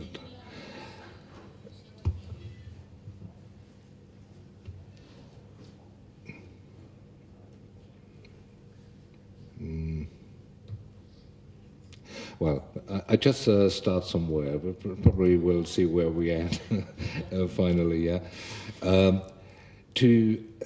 to stimulate the domestic markets, we think it's one of the major topics. Is really we have to find an exchange of experiences. So it's on both ways. We need illustrators to come into Georgia, to show their works here, to get to meet their colleagues here, to introduce, to teach, to share experiences with them. So if we have an opportunity to bring renowned illustrators into Georgia, this will encourage the young illustrators within the country. But at the same time, we should also find ways to bring young illustrators from Georgia outside, so that they can contribute on a book fair like in Bologna or Frankfurt, to join a festival. There are many international illustrator festivals, and to support them, to do the travel to pay the travel expenses, and to make it affordable for them to join those festivals. That would help them enormously to develop and to share experiences. So many of the ideas we have, they come together to this one point. We have to exchange experiences. We have to bring together internationally illustrators together with national ones. In exchanging experiences, they get really a question to that. Yeah. Herwig, maybe you would also mention, or this is another topic, because we were talking yesterday about the way of like promoting foreign picture books on the Georgian market and thus stimulating the local production. This was like. Yeah, we had last time we Otto and I met here in Georgia. We had an idea about a book project. 100 Birds. Yeah. Yes. Okay. So just to show you a little bit that the ideas we are talking today are not completely new. When I was invited in May to come here, we had already shared some ideas, and one of the ideas we really loved was to make a book that it is inspired by a just recently published book by a German illustrator and teacher. His name is Felix Scheinberger, and unfortunately all of us are a little bit related with this book, but I have to explain a little bit what the concept of that book is. Felix Scheinberger is a teacher for illustration in Münster, and he made a wonderful book, very beautiful designed, that is called Illustration, 100 Ways to Illustrate a Bird. Okay, here we have the cover. It doesn't show, it shows the egg, so that's what the beginning of every bird, yeah. But the whole book is completely full illustrated with examples from hundreds of illustrators from all over the world. But the content of the book is something very specific. He gives advices to young illustrators how they get into the business. So there are very practical things like how you can develop your skills, what kind of techniques you can use, or how does the market work, or what do you have to consider for copyright things, how to make a portfolio for yourself, or where you can get grants, or what do you have to consider if you make a contract with a publishing house, or it's just addresses of organizations that could help, or something that is very important, for example, what is the value of an illustration of a work you have done? So it's a huge reference book with many practical suggestions that helps a young illustrator to get orientation within the book, illustrative market.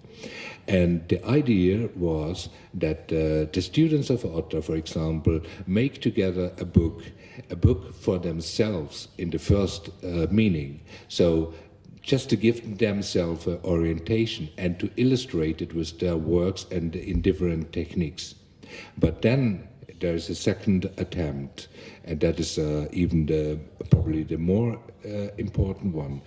If they have the book, they can prove how skillful they are, what kind of offers they can make, what kind of work they could do for anybody else. That could be a publisher, that could be a magazine or a newspaper, that could be an advertisement company, or anybody who needs illustrations in the country. So they demonstrate what their offers and probably find some clients. Today we had a new idea, school book publishers that hardly exist, as I learned during the break, yeah?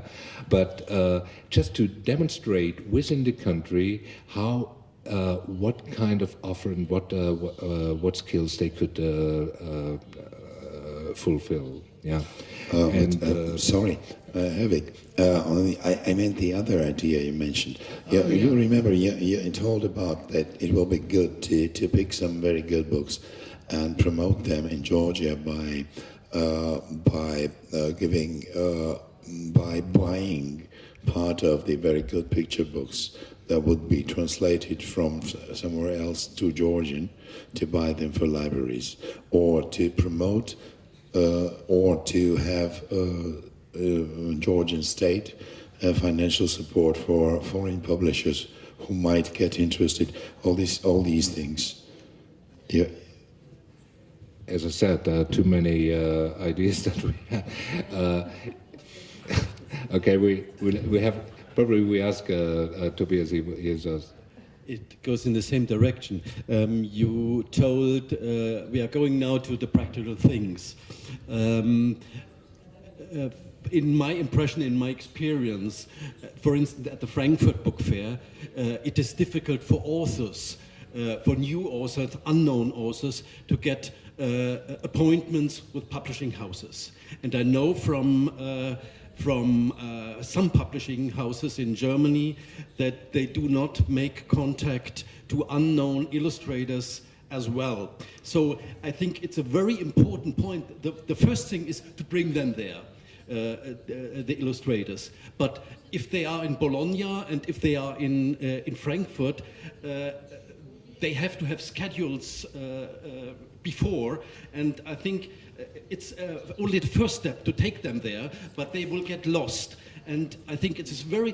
What is your experience if at Frankfurt, if a young illustrator, let's say from Uruguay, comes to you and said, "Mr. Pitcher, have you half an hour for me, and let me show you my illustrations?" And how does it work? That's even a perfect question. Well, the answer I was giving yesterday already. Sorry. No, it's exactly the thing I have been thinking on myself. How can I give the young illustrators some support to get better recognized by publishers? And so I made a step. A pointation, and I called it 10 ways to impress a publisher. Yeah, and those are some very practical advices. Probably they will attract me when they, if they are going to use it that way. But that were 10 advices by a publisher from the practice, how they can attract my attention. Yeah, and I had this lecture yesterday to some students, and I will forward the text to authors so you can spread it afterwards as well. Yeah. Can we publish it all on our website as well? I would really like to publish all we're talking and make it available to everybody. Yeah. I would like to add something to what Tobias said. If we have the illustrators in Bologna or at the Frankfurt Book Fair, it's very important to have appointments with publishers, but this is maybe the second step for somebody coming from a country like Georgia, but having the exchange with other illustrators, and they take them, we say, huckepack, and make them known to publishers, because illustrators, they are very friendly people. There's a competition, but it's a friendly competition.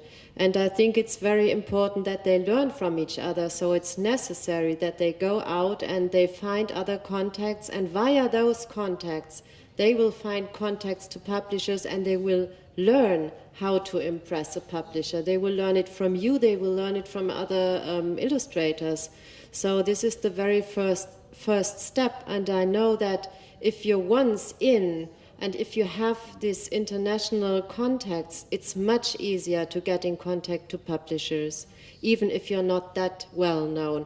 And there are publishers, of course, which have hours at the Frankfurt Book Fair where even unknown illustrators can come and show their works. But it's very important to show them how to show the works, how to impress a publisher. That's the very, very important step.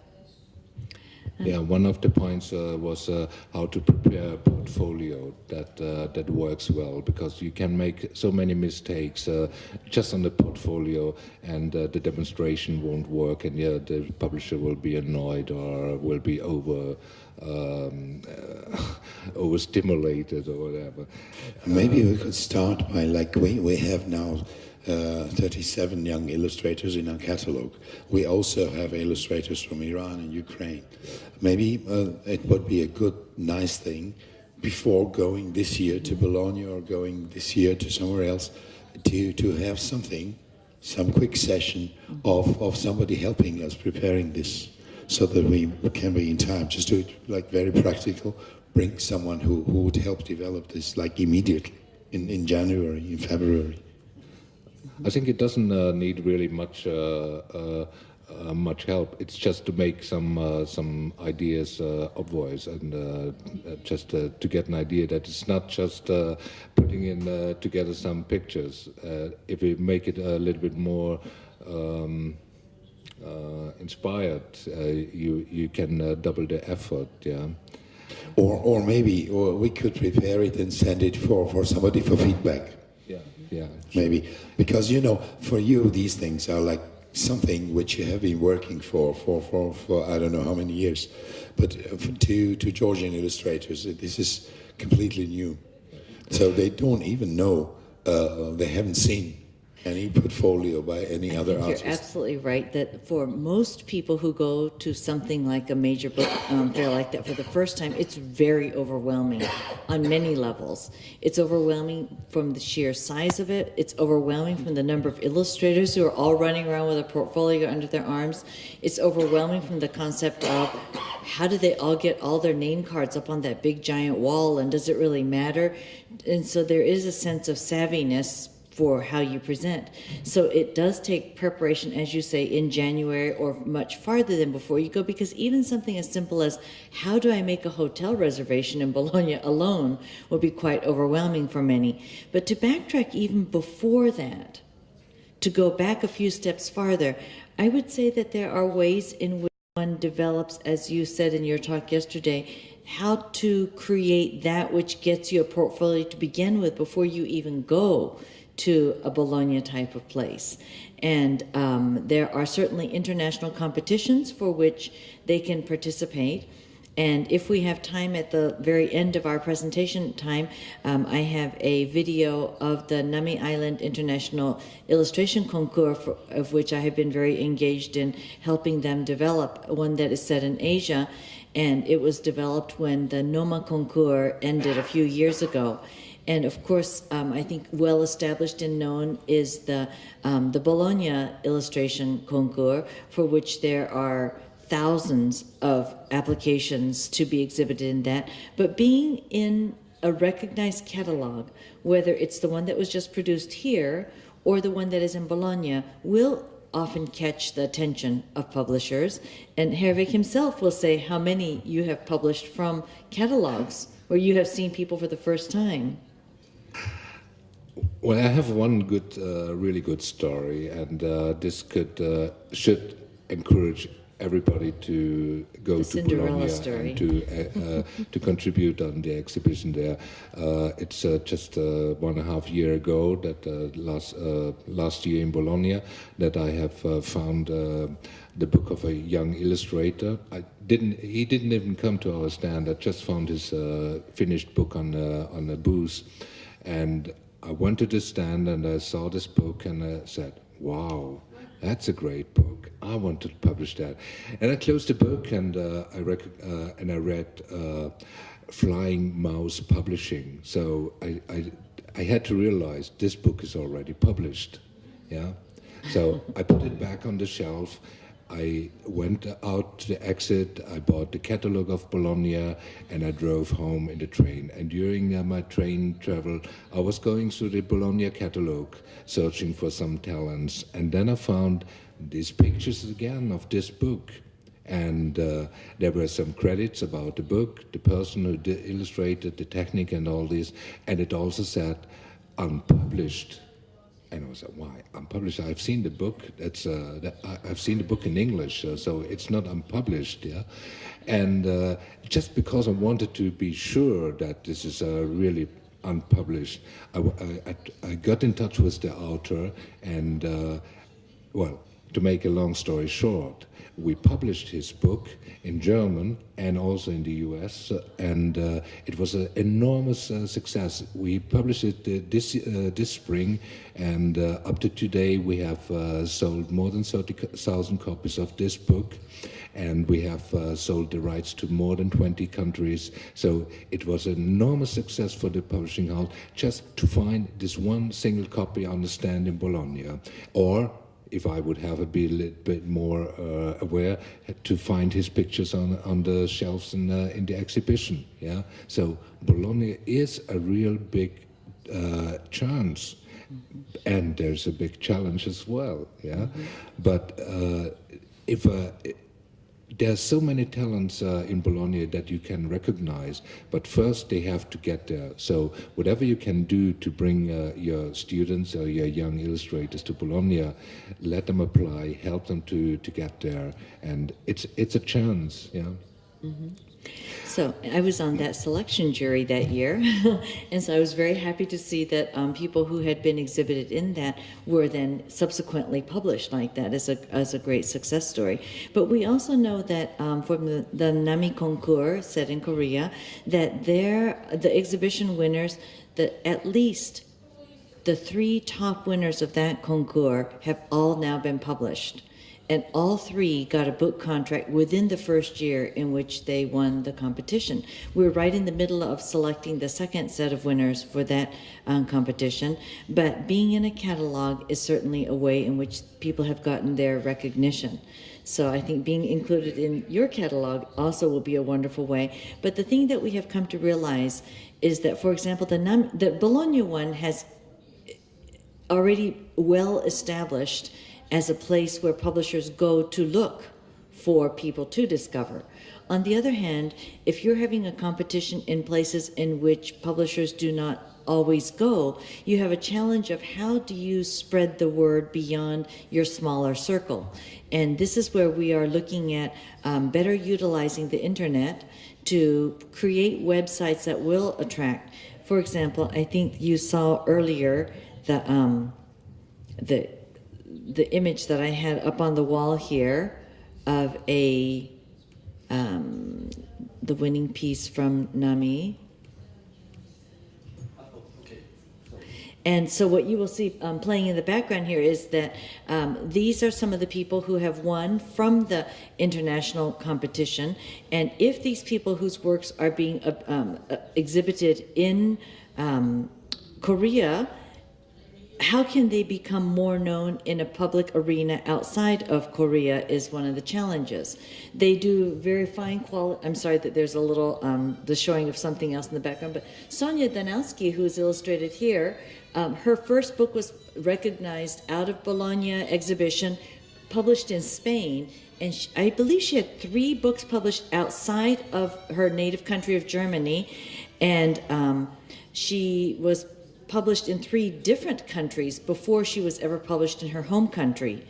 And so finding the work in places like this, we're trying to utilize the internet as a way of communicating beyond the boundaries of being in a smaller country like Korea, where fewer of the publishers are likely to go to find the original art exhibition being exhibited. Brigitte, do you have some ideas yet for what Frankfurt might be doing with original art exhibition in the future, or is this still in the planning stages? Or Well, this is still in the planning stages, but I hope very much that having this cooperation with NAMI Concours, because the Frankfurt Book Fair this year we started also with a small prize for illustration, for newcomer illustration, and we're going to have a cooperation for the international part with NAMI Concours, and this is still in the thought because we now rethink all our illustrator activities as we start everything new.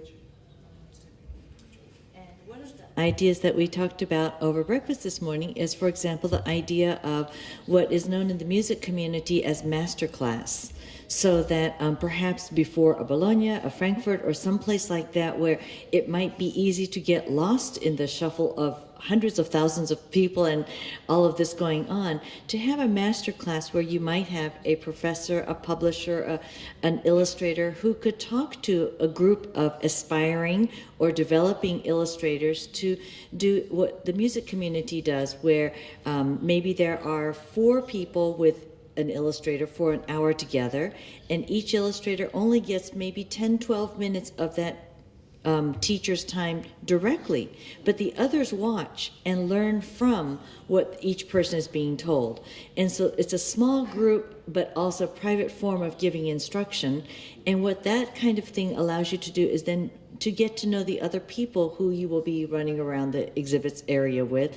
It might allow for a series of master classes to be part of a pre-book fair day in which many aspiring and beginning illustrators would form a community so that they can help each other through and become a community that goes beyond the days there. Because these days with social media, the country boundaries become lessened through finding ways through the internet of being connected beyond that 1 week that they might spend together physically in a place like a Bologna or Frankfurt or other such book fairs. I'm in the midst of working with the Bratislava people right now in a picture book conference that will happen in September. And one of the challenges that's being faced there, again, is how many people will come to Bratislava. Well, there's a limited number, but how can we make this relevant beyond the few days in Bratislava for a few people? And learning how to do things on the internet well has been a challenge for many people. I have been a college professor in my past, and learning how to do some aspects of teaching online has had its successes and not such successful pasts, but there are advantages that we certainly can't overlook. So what you have continued to see in the background here are various ways in which we use it's a very, I think, Asian way of using stones as voting, so that each person's voice is democratically told, whereas some of the other more Western competitions that I have been a part of, it's a matter of who speaks louder and faster and can be heard above the din. But in this Asian one that we did, everybody had the same number of stones, and we voted with our stones for and not in keeping the various artworks. So.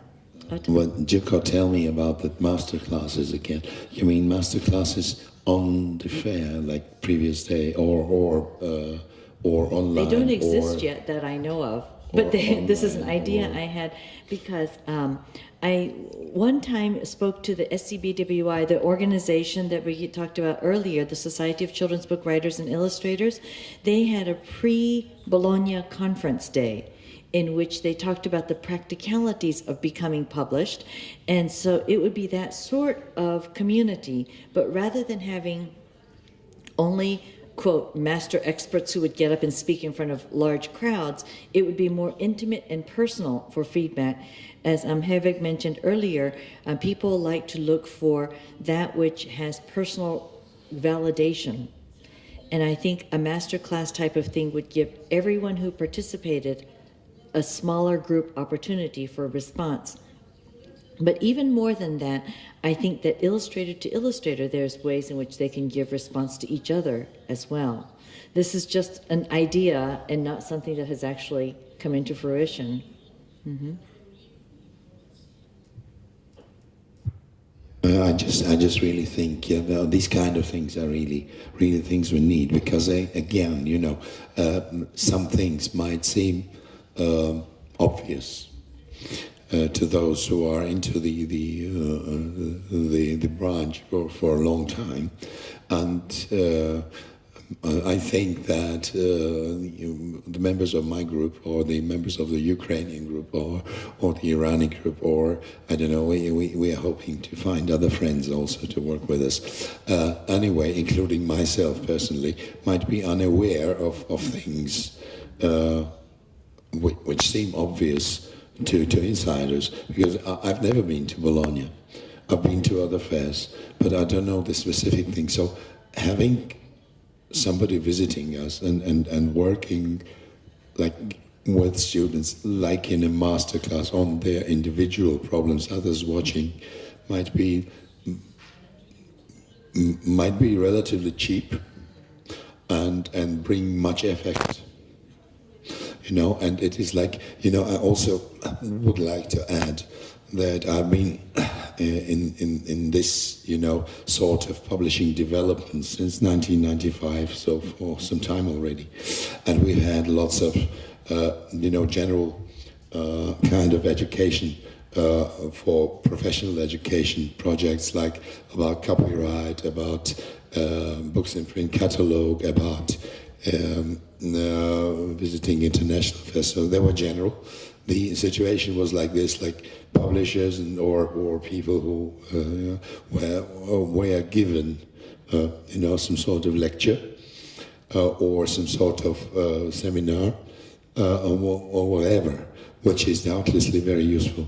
But on the other hand, for me as a publisher, for example, it would be maybe more fruitful to work through one project that I really was planning to do and have feedback on this one project by some expert. So not general information on how do you generally do things, but like what are the strong sides and the weak sides of some concrete project. I think this kind of like practical feedback in the form of masterclasses is a very good format. I'm glad to hear that this idea has some resonance with it, and certainly it's not that there is already one in existence so much as it seems like a good idea to have something like that before you do that. But even before that, returning to some of the other questions and things that we have not yet fully addressed perhaps, one of the things that we really have not worked out any concrete ideas but would take everyone in this room's participation in is we've now taken a look at how you can develop the illustrators, their portfolio, how they might engage in the world market, and all of that. But to return back to what's happening right here in Georgia, who are going to be the editors, and what kind of training do the editors have in helping develop story? Who are the people who are in publishing who have identified what it takes to create a picture book that is not this pile of illustrated books that they grew up with, which have value in and of themselves? But if you want to develop a picture book market as well, where do the editors in this country get their training to scaffold the work that is being created by the illustrators and the authors? So there seems to be many layers here, but then it appeared to me from the earlier discussion that we had before the coffee break that there is a sense of we want things of value for our children. Illustration, good quality books, we want this to exist. So if the desire is there, how do you systemically put into some place something that is creatable, distributable, sellable, and how do you get it from the ideas that reside in the minds of the illustrators, the storytellers, and into the hands of the readers? And how do you do all of this within 3 years? There is a deadline up ahead. Within 1 year. Within 1 year, because they would then need 2 more years to build this up. So this has to be finished within 1 year. 3 years is too So long. it has to be finished within 1 year. Some of the ideas that our group has tossed around on our own as we've brainstormed this include how do you partner with organizations that already exist? And maybe the question that Ricky keeps asking is, where are the teachers? Why aren't they in this room with us? Where are the librarians? How can we enter... There is back there. The Georgian ones, yes. How can we make this concern that Ota very passionately has for his students of importance to the community of people who are the gatekeepers, the ones who will either put that book in the hands of the children or brush it off as being not relevant? How can that happen? And over breakfast, we talked a little bit about including the medical community. The doctors. Would either of you like to expand on some ideas that we tossed around over breakfast about how to involve the community? Yes, please. Yeah, so that was one of so many ideas we had. I just add some. Probably we find a little discussion afterward about some of them. But as far as I see, there's no national book prize here. So book prizes are a good way to promote children's book in the public. And if you highlight one book, it probably will encourage others to follow. Or what is very prominent in many countries at the moment is Book Start. That's a project that just encourages or supports young families to get their first books for their children. It's even in very developed countries like Germany or Switzerland, books are not in every household. So we face like 50% of the households who are not buying or reading books at all. Yeah, so we are not in a paradise working, but to make it possible that young families, if they are readers or not, get in touch with books, and that their children probably have some books in the beginning. The government supports Book Start projects that brings books to young readers, because we think it's important for their development. And one idea we had at breakfast was just with doctors who, children doctors, of course, have a very reliable relationship to their patients.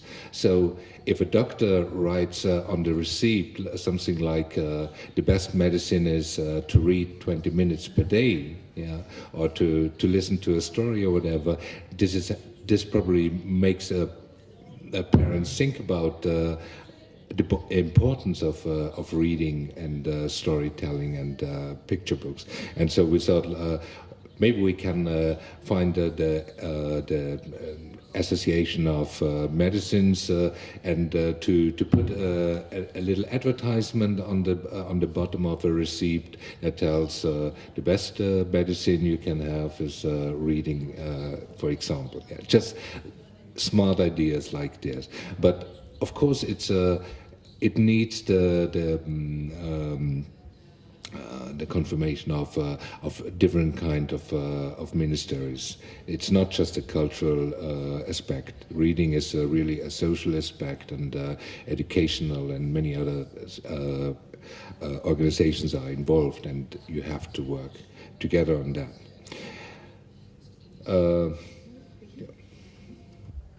But I think reading promotion is a very basic thing, and every effort which is made here now from Otta and other people to strengthen the market for children's books can't work without having something like a reading promotion campaign, because this is very, very important to make parents aware how important reading to their children is, and that should be something which is supported by whoever of the different organization. As we heard, it's not an easy situation, and you have to find out where to reach the parents and where to find them. I think it's an easy way to go via hospitals where children are born, or if you go to doctors, to medicines where children get their medicine, where they go with their parents.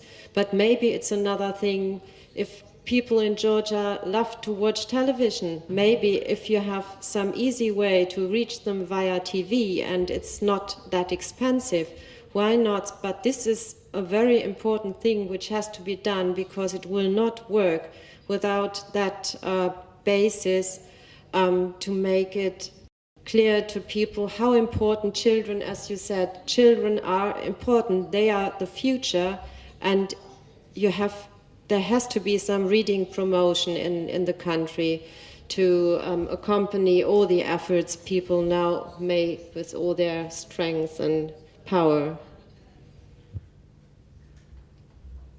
Birgit, do you mean because I've been thinking about this a lot also, because we do have a public broadcaster whose aim it is to do things of public relevance, and I think reading promotion is one of those.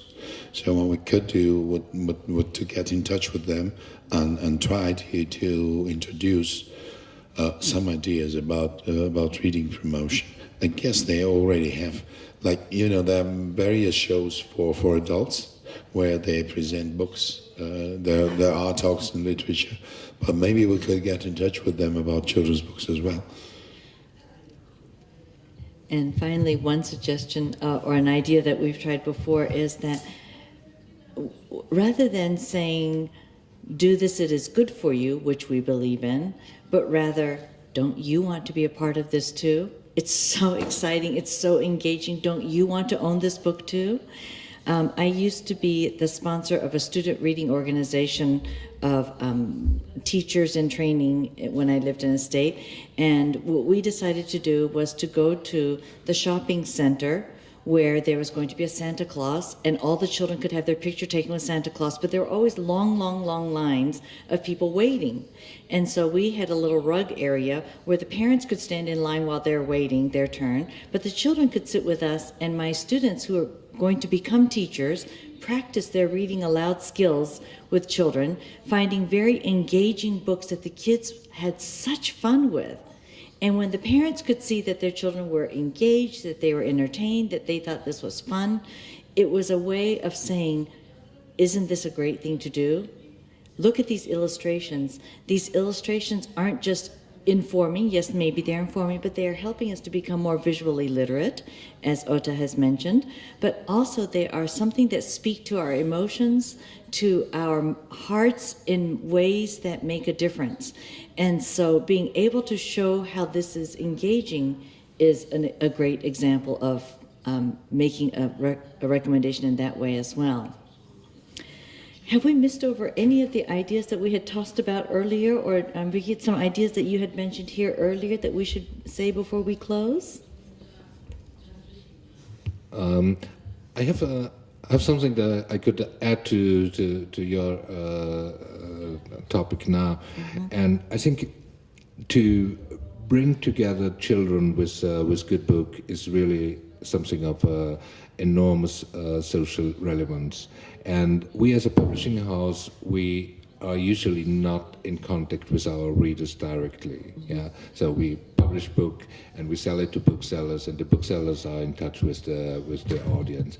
But we feel this social relevance very strong, and so we invented some activities that are not usually done in a publishing house. There is some space that we use to make a reading for children once in the month, for example. And the next reading will be on the 6th of December, and we will get how do you call this? It's not Santa Claus, it's Nikolaus and in Switzerland the man is called Sammy Claus. Anyway, it's a saint that is coming on the 6th of December. And he's wearing a beard and a long a coat, yeah. And he has a black guy that accompanies him, the bad one, yeah. And we invited him to come to our publishing house and to tell a story to the children. And last year we had like 30 children within the publishing house reading so enthusiastically to the Santa Claus, reading stories about Christmas. Yeah, so that's a little contribution to show how much fun you can make if you reach your young readers. And another thing I would like to introduce you just briefly is an idea that we have been talking in May as well, and it was an idea that we thought this could be a good contribution to Frankfurt 2018 when George is guest of honor. It's the idea of making a books together with the students to have a reference for the works in Frankfurt at the book fair. The idea is very simple. Georgia has a rich tradition of storytelling, and there are many fairy tales, Georgian fairy tales, and we encourage the students of Otta to illustrate Georgian fairy tales and to make together a big volume with Georgian illustrated fairy tales that we are going to publish in German and also in English for the US market, and use as a reference book for the guest of honor in Frankfurt to show the variety of Georgian illustrations. And now during this session we thought that it probably would be even better to make this earlier, to make this as a step toward Frankfurt, and so we'll try to finish this book maybe 2016, so that we have a nice and interesting reference book for Georgian illustrators in advance. And I hope we get some support for that from your side as well. And I think it's also a book that could work on the Georgian market. So probably we'll find a Georgian publisher who will contribute us with that idea. Yeah, so that's one of the projects we are following up. I would like to add also something which I discussed the days like yesterday or the day before yesterday, we're both with Birgit and with Hervik and with Katja as well. So there is one thing is that when we arranged this festival, one of the ideas was to and that's exactly what you said during the coffee break. If the children and their parents have no possibility of seeing good picture books, how should they start to want one? So I think it is very, very important to show internationally relevant, high-quality picture books to the readers without like urging them to buy it, but just to show them in order to awaken the interest for this. I think this is also very important, and I hope that the International Youth Library in Munich has helped us very much in arranging for this exhibition. We want to make it into a public library and a resource center for Georgian publishers, so they also get aware of what's available. But a very good step, one more step forward for this would be, I've been thinking all the time, like White Ravens is an international, recommendation list for good books. Now, it will be great if, like the Georgian government said, the following, that we have, here we have a list of internationally approved very nice books, and we encourage Georgian publishers to take a look at this list, and if they like something and want to take it into the program, we will assist them into purchasing the copyright, and also we will arrange in some sort of a way to buy a certain amount of copies for Georgian libraries, which would bring several things together. So one, it would be really spreading the books and make it accessible to children. Second thing, it would liven up the libraries themselves.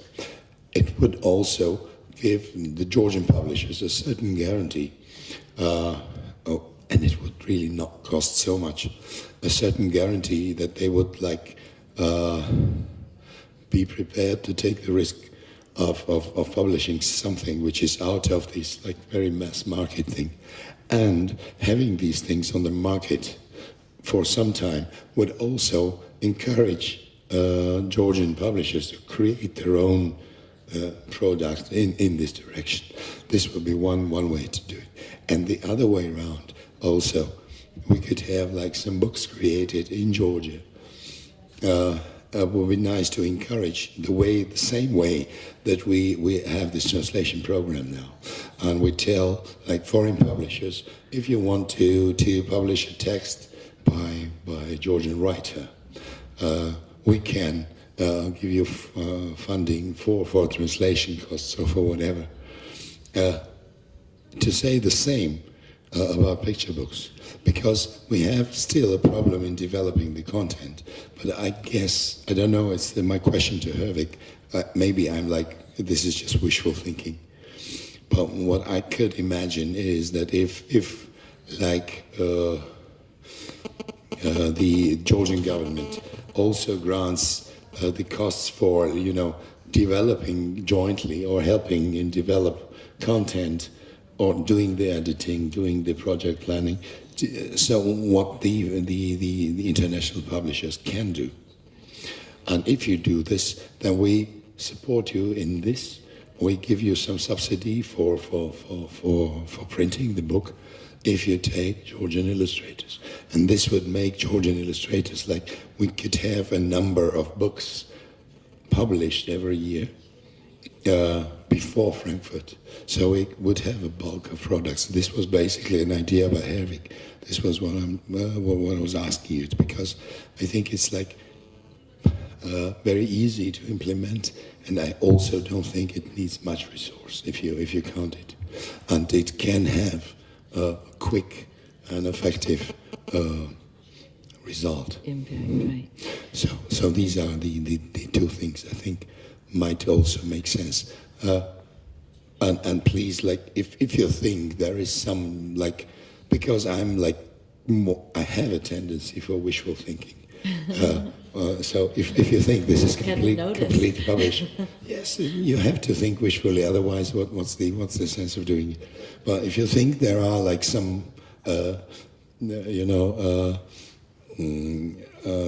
some obstacles that I cannot see now, maybe please tell me. I would say one thing that hasn't, from my point of view, has not been emphasized perhaps enough by any of us is the need for high quality editing and art directing, someone who can conceptualize from a distance from the author and the illustrator to put it all together. In other words, I myself write professionally, but I write textbooks and such things for 20-some years. I would never think of writing my words and sending it out without having at least one, if not multiple editors work through reading, because I'm too close to my own work to see where I've strayed, where I haven't been clear in my communication, and I need someone else to look over it and help point it out. And these days, technology has made it easy for us to self-publish our own picture books if we want to. But until there's an editor, an art director, someone who can help see from a big picture level, to ask the tough questions, to ask for the changes that need to be made, to give direction, I think that would be the other missing piece that would make a difference in how things are created here. Are there any comments and questions from the audience that you would like to contribute to our closing statements here? Do you think we could, this last thing, do you think that this could take some form of a board of international mentors we would have access to? We could arrange it in a way that we have like projects and we have like international mentors who are maybe editors, maybe publishers, maybe, I don't know, maybe art directors or whoever, who might be available for us to look through our work, give us their feedback. So we could, is this possible to arrange this in this way? You know, I think that anything is always possible like that.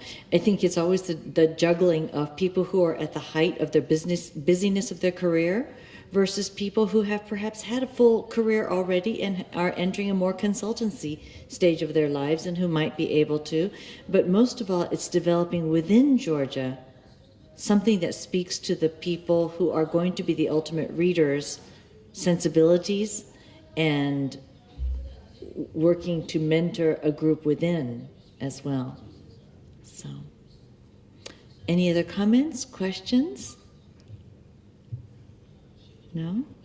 We have ended only 3 minutes off schedule, but we are finished with our part of our presentation. We hope that certainly that there will be much more conversation that goes beyond this time that we have had together today. I'd like to thank you very much on behalf of the rest of the panel members, Ota, for bringing us to Georgia to engage in these interesting conversations with you, to be a part of thinking with you about the future of children's book publishing and illustration here in Georgia, and to look forward to what we will see in Frankfurt in 3 years and before and beyond. So thank you very much.